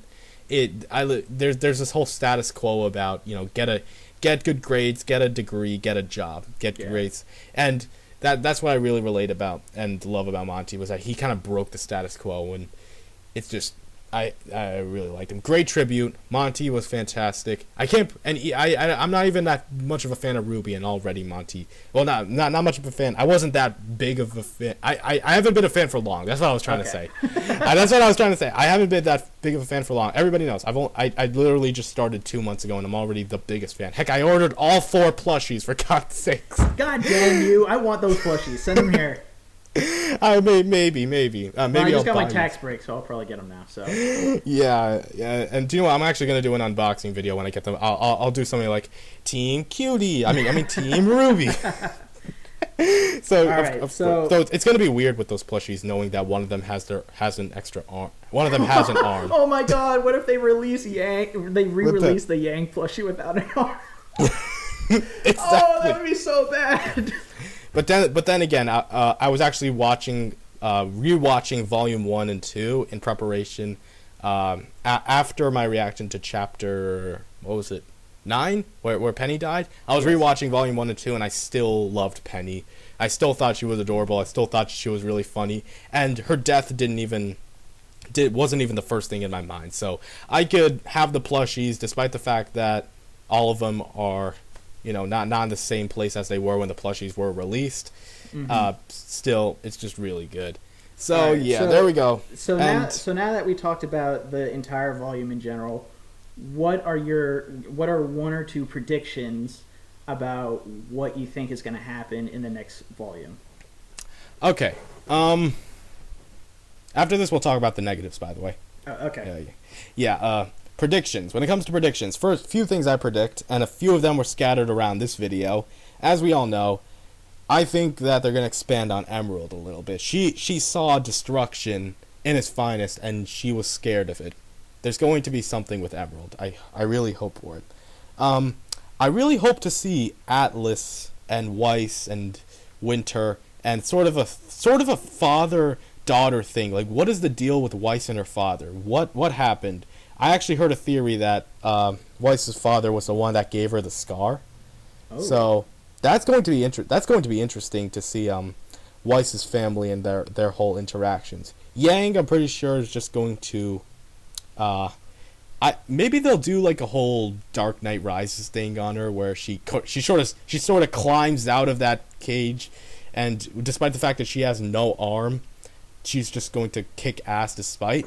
For Team, and the last thing I have, actually two more things. Team Junarur, I don't know if that's the official. Yeah, it's hard to say it now. Yeah, Team Junarur. There's no P, so it's like Junarur because there's an extra R. Yeah. So I'm just gonna call it Team J. Team J.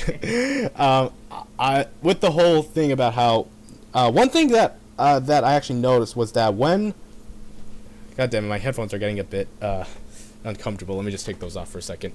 Yeah. All right, that feels better.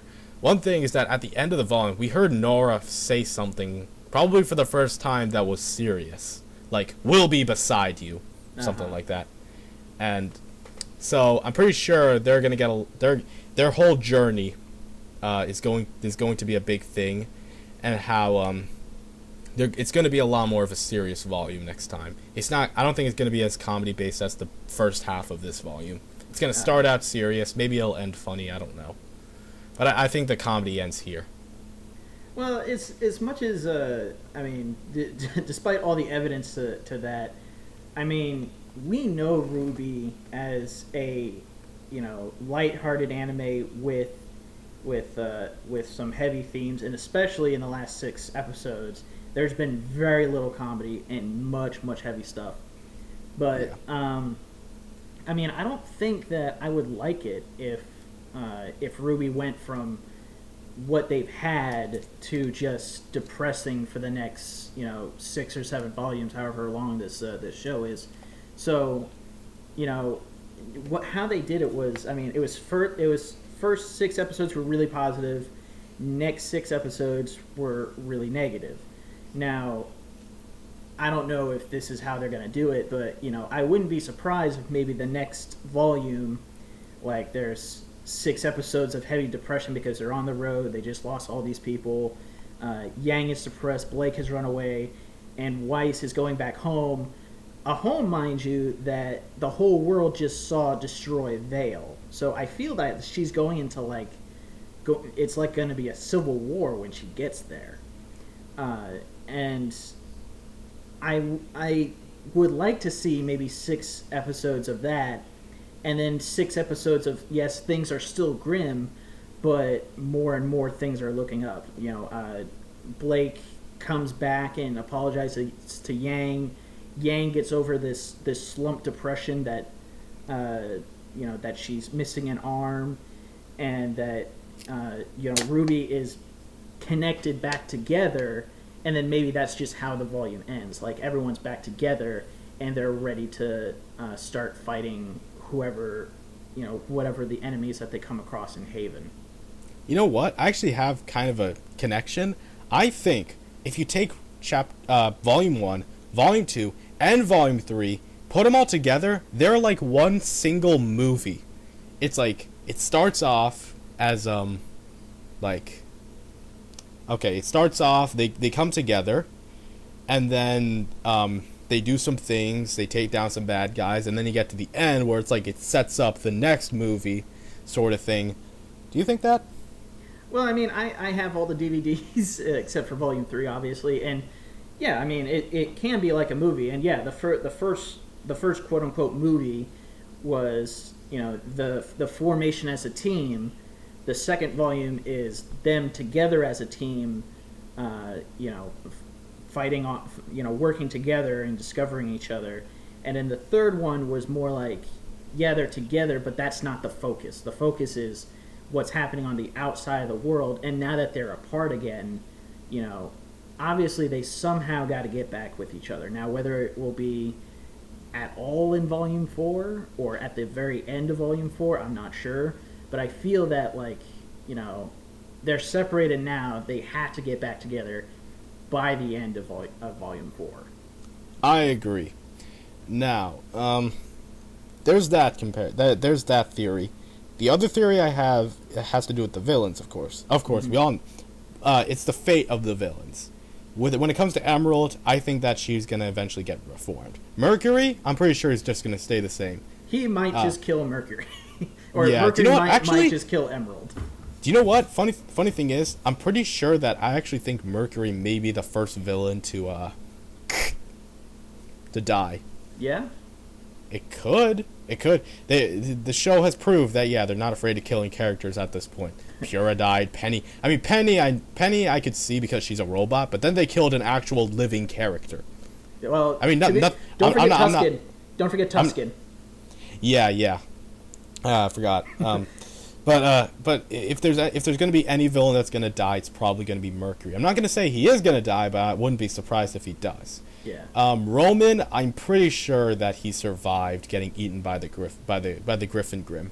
Mm-hmm. Yeah, I'm pretty sure, and I say this all the time. I don't know what's inside the Grimm. All we know is that when you kill it, it's just a bunch of red, and then they dissolve. Right. So they're creatures of hate, but wait. Aren't the Grimm? Why would the Grimm need to eat it if they're just creatures of hate? All they do is just... They say that Grimm just instinctively attack humans. Exactly.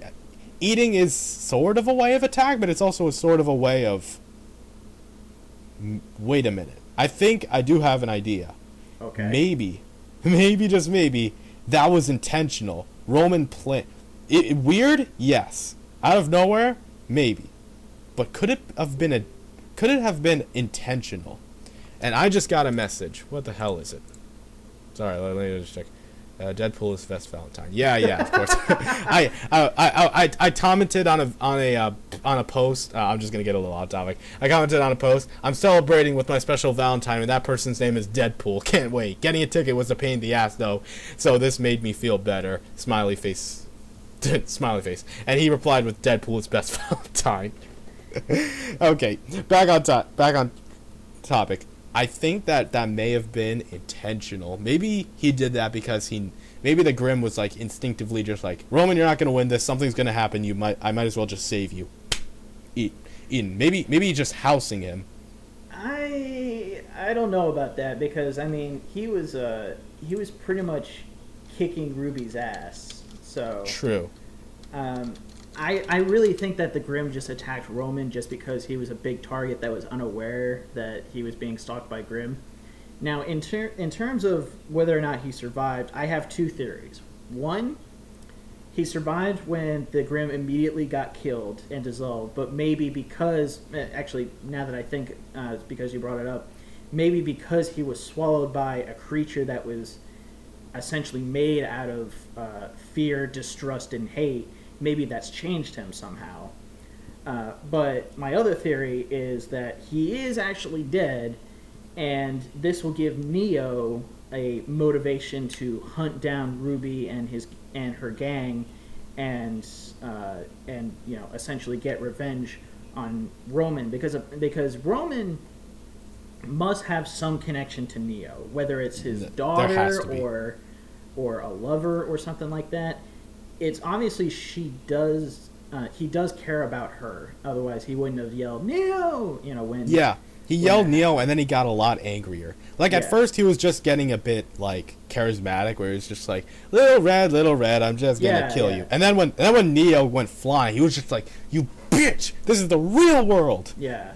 So I really think that there's more to the relationship than just there's they more worked to the together. relationship. And if he is dead, this will give Neo the motivation to go after them, be a new central villain, and maybe even start talking. So yeah, because remember the tweet that people told me about, that they said we have decided. They can't just say we have decided and then kill her off instantly. No, Yeah. that's stupid. Well, when she flew off, you can't leave something like that ambiguous and say, "Oh, well, she's dead." I fully expect when she flew off like that. I fully expect her to be alive. So Exactly. She must be alive. She may have. If Roman is inside the Grim, maybe he's alive. I don't think the Grim have like intestines or like digestive fluids that's gonna mess him up and make him look like Hades from God of War. But I don't. I think that he's probably just, if he's alive and he managed to kill. Oh wait! I forgot. Ruby threw the Grim at the ship and then the thing exploded. So there's no way that he's alive. He's probably dead. He could be. He still could be, because the Grim takes the blunt of the explosion. It dissolves. Roman falls out. Maybe he gets burned or something, and then the ship goes down. Oh. But this is all assuming that he lived at all. So okay. Then he was on that burning ship right in that fire, so he probably is messed up. Yeah. We don't know if he's alive or not, but I'm predicting more that he is. Neo, yeah, like we just said, I'm pretty sure that she is like, just she's angry, and I'm pretty sure she's not dead. They wouldn't just leave her off like that. Cinder, this is the big one. What do you think is gonna happen to Cinder? Well, we touched on this briefly before. Yeah. I really think that she may be petrified on top of Beacon with the Grim. And then, when the spill finally wears off of the Grim, at the same time, it's going to wear off of Cinder as well. Exactly, because I'm pretty sure they're going to do the thing where it's just like, they have Cinder and they lock her up, petrified. And then something, somebody, somewhere, I don't know what, is going to try and free her. But then again, I don't know how they would do that, because don't forget that because the Dragon Grim is petrified on top of Beacon, all the other Grim are being attracted to Beacon. So exactly, getting Cinder out of there petrified and fighting through all that Grim is going to be near impossible. So I really think that she's still just petrified up there. Yeah, there are a million ways the Cinder plot could go. I don't know how. It could go anyway. She could be petrified. She could have survived. She could have just ran away. She could still be there. Maybe the Grim, or maybe she became Queen of the Grim. I don't think that's possible, because something just literally occurred to me, and we were talking about this earlier. How you thought that Glinda and Cinder might be related. Yeah. Glinda was in Wizard of Oz, and she was the good witch. Yes? Yeah. Cinder could be looked at as the evil witch, the wicked witch. Oh. So they could be related, and their mother is the thing that we saw at the end, because she has both similarities of Cinder and Glinda. That could actually be true. Also, and I'm going out on a huge limb on that one, but I would not be surprised. I do have one other thing to ask that I don't understand. Last time we saw Beacon, it's overrun by Grim, and then Vale in general is overrun by Grim. Glinda, and then they show the Grim walking around, and then they show Glinda trying to repair it, and of course failing. Mm-hmm. Are the Grim just they won't attack unless you attack them, sort of Grim? Maybe they're just so attracted to Kevin the Dragon, because that's the name that people told me. Well, people told me that's the name that people have given it, Kevin the Dragon. It's funny. In fact, let me just make sure, because I don't want to sound stupid, but I'm sure. You know what? I'm gonna go with Kevin anyway. So. Yeah. Well, I think mainly that Grim were so popular outside of the city because Kevin was stuck in that mountain and dormant for however long. Now that Kevin is on top of Beacon, it seems like he's their alpha. He's the Grim alpha, much like have you ever seen How You Train Your Dragon? Of course, love that movie. Yeah, Yeah. I remember there was that giant dragon in the end of the first one. All the dragons did was just bring sheep, not shit. They brought sheep to it. Yeah, and I was just feeding her. And then how you train your dragon too. It was kind of the same thing. Like they had a alpha dragon, and they obeyed it because they were afraid.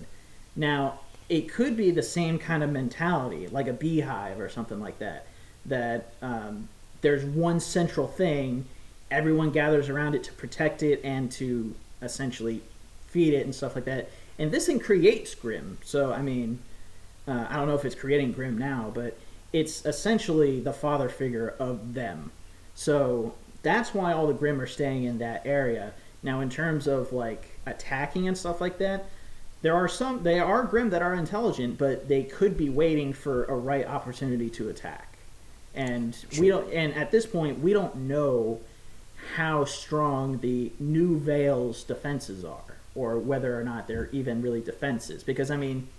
Like you said before, Glinda was struggling to fix everything, but obviously she's been fighting and working for days on end, so she doesn't have the power to effectively use her powers anymore. Yep, I understand. So that's basically it. That's all the theorizing I can do. That's pretty much where I am. I mean, we saw the thing at the end. I told you my theory about that. I don't think they're going to expand too much on that on Volume 4. Maybe they'll touch on it a little bit, but I think it's going to be more of the aftermath of Vale and how everyone's reacting to hunters and stuff in general, and then with one or two references to that scene. Yeah. So. The last thing we were gonna do is negatives. This may be the shortest portion because there isn't too much I can complain about. Yeah. But if there was one thing I could complain about, and I think this is the only thing I do, I did feel the switch of tones was a bit just. I would have liked it if it would have went from happy to happy sad to sad, but it went from happy to sad like that instantly. Yeah. I mean, I can understand that, but I mean. Happy and sad, I mean, if you think about not necessarily what happened to RWBY, but what happened in the overall world of Remnant, it did have a progression. It was like the first 2 episodes were fine, and then it was like the 3rd or 4th episode that the maiden idea is established. We know there's a maiden that's dying. We know Pyrrha is is selected. And there is a lot of heavy stuff in that. And then it kind of goes still kind of like, it's balanced in terms of comedy and tragedy. And then at the end of the 6th one, there is the Yang accusation, and that is the tipping point of rolling all the negative stuff into one thing. And yes, I do agree that it was a little jarring, but it wasn't like a switch. So, I mean, I wish it didn't happen because I love all these characters, but I think the progression was okay. Okay, maybe I'm looking at it a bit too much. Maybe I'm just trying to nitpick and try to find problems. No, but I understand that. I mean, it was definitely a, it went from being a G-rated animation to a, almost a rated R. So rated R, yeah, probably rated R, because Jesus Christ, we have dismembered limbs, we have dismembered bodies. I mean, robot bodies, but still, it's a character who's alive. So yeah, I mean, my brother was enjoying it. It was like a Saturday morning cartoon for him, just a bunch of action scenes and funny moments. But now it's sort of like. It's sort of kind of like a Rick and Morty sort of thing. Like it kind of reminds this ending kind of reminds me of the end of. I'm not spoiling it for anybody who hasn't seen season 2 of Rick and Morty, but If you know what I'm talking about, at the end of Rick and Morty season 2, it sort of reminds me of that, where it's the game changer. Yeah. It goes from something that was like, okay, plot per episode, little plot, to game changer, and you know what? Good for them. Good for RWBY. They aren't. Good thing about RWBY, they aren't afraid to do different things. They aren't afraid to kill characters. They aren't afraid to piss people off, and just, yeah, good for them. I'm glad. More shows need to do that. In fact, there was actually a little comment thread in one of my videos about how somebody was saying, like, I'm glad RWBY actually has the villains win for once. And it's like, yeah, good thing. And one more, that basically it. Well, there's just to expand one last thing. When you said about the tone change from like really good to really bad, you kind of reminded me of a criticism that I had when I was watching like Red vs. Blue, when I think it was season 10 that came out. It was when Tex found out what was going on with Alpha, and then she became a renegade in the very next episode. Do you remember that? I remember, yeah. And I thought that was a little too much jumping, because in my personal opinion, you could have stretched that to like a whole nother few episodes, or maybe even an entire season if you do it right. Because I was thinking that, okay, what if Tex found this out, she confronts the director, then she escapes, then Wyoming is attacked by the Meta, who I only assume is who was trying to get the AI from Wyoming. But instead, it's just like, Tex is now evil. York is with her, and she's attacking the space station.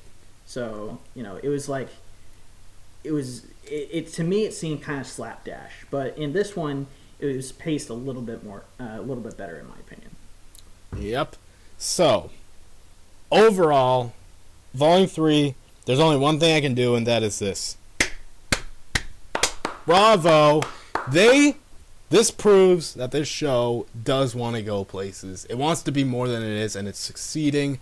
Great volume. And yes, I haven't been a fan for so long, but I feel like I have because of this volume. Because I've seen these characters grow, and I've seen the show change, and just the stakes are high. The game has changed. Everything is gone to shit to an extent, and you know what? I'm excited. It keeps me intrigued. I want to know more.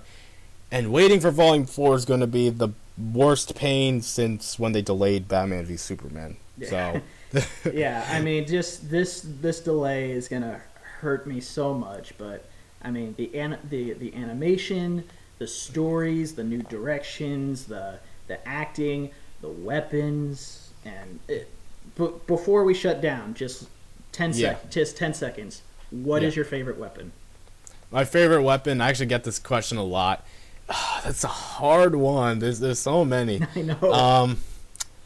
Let's see. I'm just going through all of them right now. I like all the ones from Team RWBY, but none of them.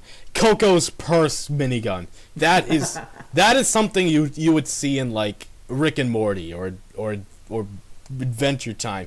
It's so random. A purse that turns into a minigun. I love it. I love it so much. It's my favorite weapon. I almost makes me want to have a purse.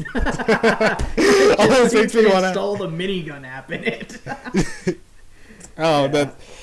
So that is my favorite weapon of RWBY. So you could say a little closing speech about RWBY too. Okay. So just to answer my own question, I think the weapon I would most want to have is the Ember Silica, the Yang gauntlets. But I think my favorite weapon, it's got to be Pyrrha's spear and sword combo, because that thing can turn into a sword, a rifle, and a spear, and she's just so versatile with it. Yeah, that's actually pretty cool. Because you mentioned a weapon that you would like to have the most. If I had to choose a weapon that I would like to have, I think it was one of the I think Neptune's, because Neptune's is just cool. A laser gun that turns into a glowy sword spear. That is cool, and it's just so compact, and that's really cool. It's like a really small but really useful weapon, and it could shock people too. Yeah. I mean, we saw what it did to Indigo. Yeah. Although I have to say, if I could learn how to use them, guns nunchucks would be freaking sweet. Yeah. All right, so that's all. That we've gone over 2 hours, so we need to. I'm gonna have to split this up into like 2 videos. So.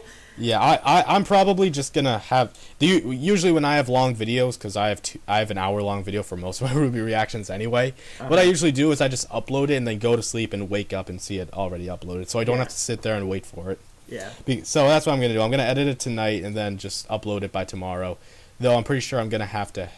No, wait, that's not really the smartest idea since I haven't even uploaded my reaction at the recording. Do that first. Yeah, I'll do the reaction first. I have all the audio set in place. I just gotta put in the video, save it, and then upload it. All right. So anyway, yeah, thank you for asking me to do a collab. This was a lot of fun. And if you need me to do any other collab, then just ask. And if anybody wants to do a collab, just ask. I'm always free. Yeah, I mean, same thing with us. We both enjoyed watching this immensely. We need your help for looking up more reaction videos. I think Sky, you already said what you wanted to do. I'm gonna finish my Hellsing abridged stuff and then do a couple immersion stuff. But we can only react to stuff if you ask for it. Otherwise, we're not gonna watch stuff that we haven't seen unless we're just desperate for to just do a blind reaction of anything. But believe me, I have the opposite for me. I have so many requests from YouTube poops to anime series to a bridge series to actual series. I have a lot of requests, so I'm gonna be around for a while, guys. And of course, but even so, I mean, just tell us what you want to watch. You want us to watch, and we'll react to it. And thank you, Sky, for joining me, and thank you, audience, for sitting through sitting through 2 hours of us rambling, and supporting us and everything like that. Please check out the 84th Wolf, by the way. Great reactor. And check out Skyprowl because he is so much fun to watch. He's so much fun to watch. If you like loud screaming, if you like constantly complimenting females, if you like calling everything adorable, then check me out. I could be your fix. So like our videos, subscribe to us, put comments down in reviews, tell us what you think Volume 4 will be, and maybe one of us will respond to you if I'll probably respond. I have it in my about box. I respond to every comment I can get. So I'll most likely respond. So and I'll definitely read them. So thank you guys. Thank you, Wolf. All right. Well, thank you, Sky, and for all you out there. This is the 84th Wolf, and I'll see you guys next time. Yeah, and one more thing. Thank you, Rooster Teeth, for your amazing series that I could ramble on 2 hours about. All right. Bye, guys.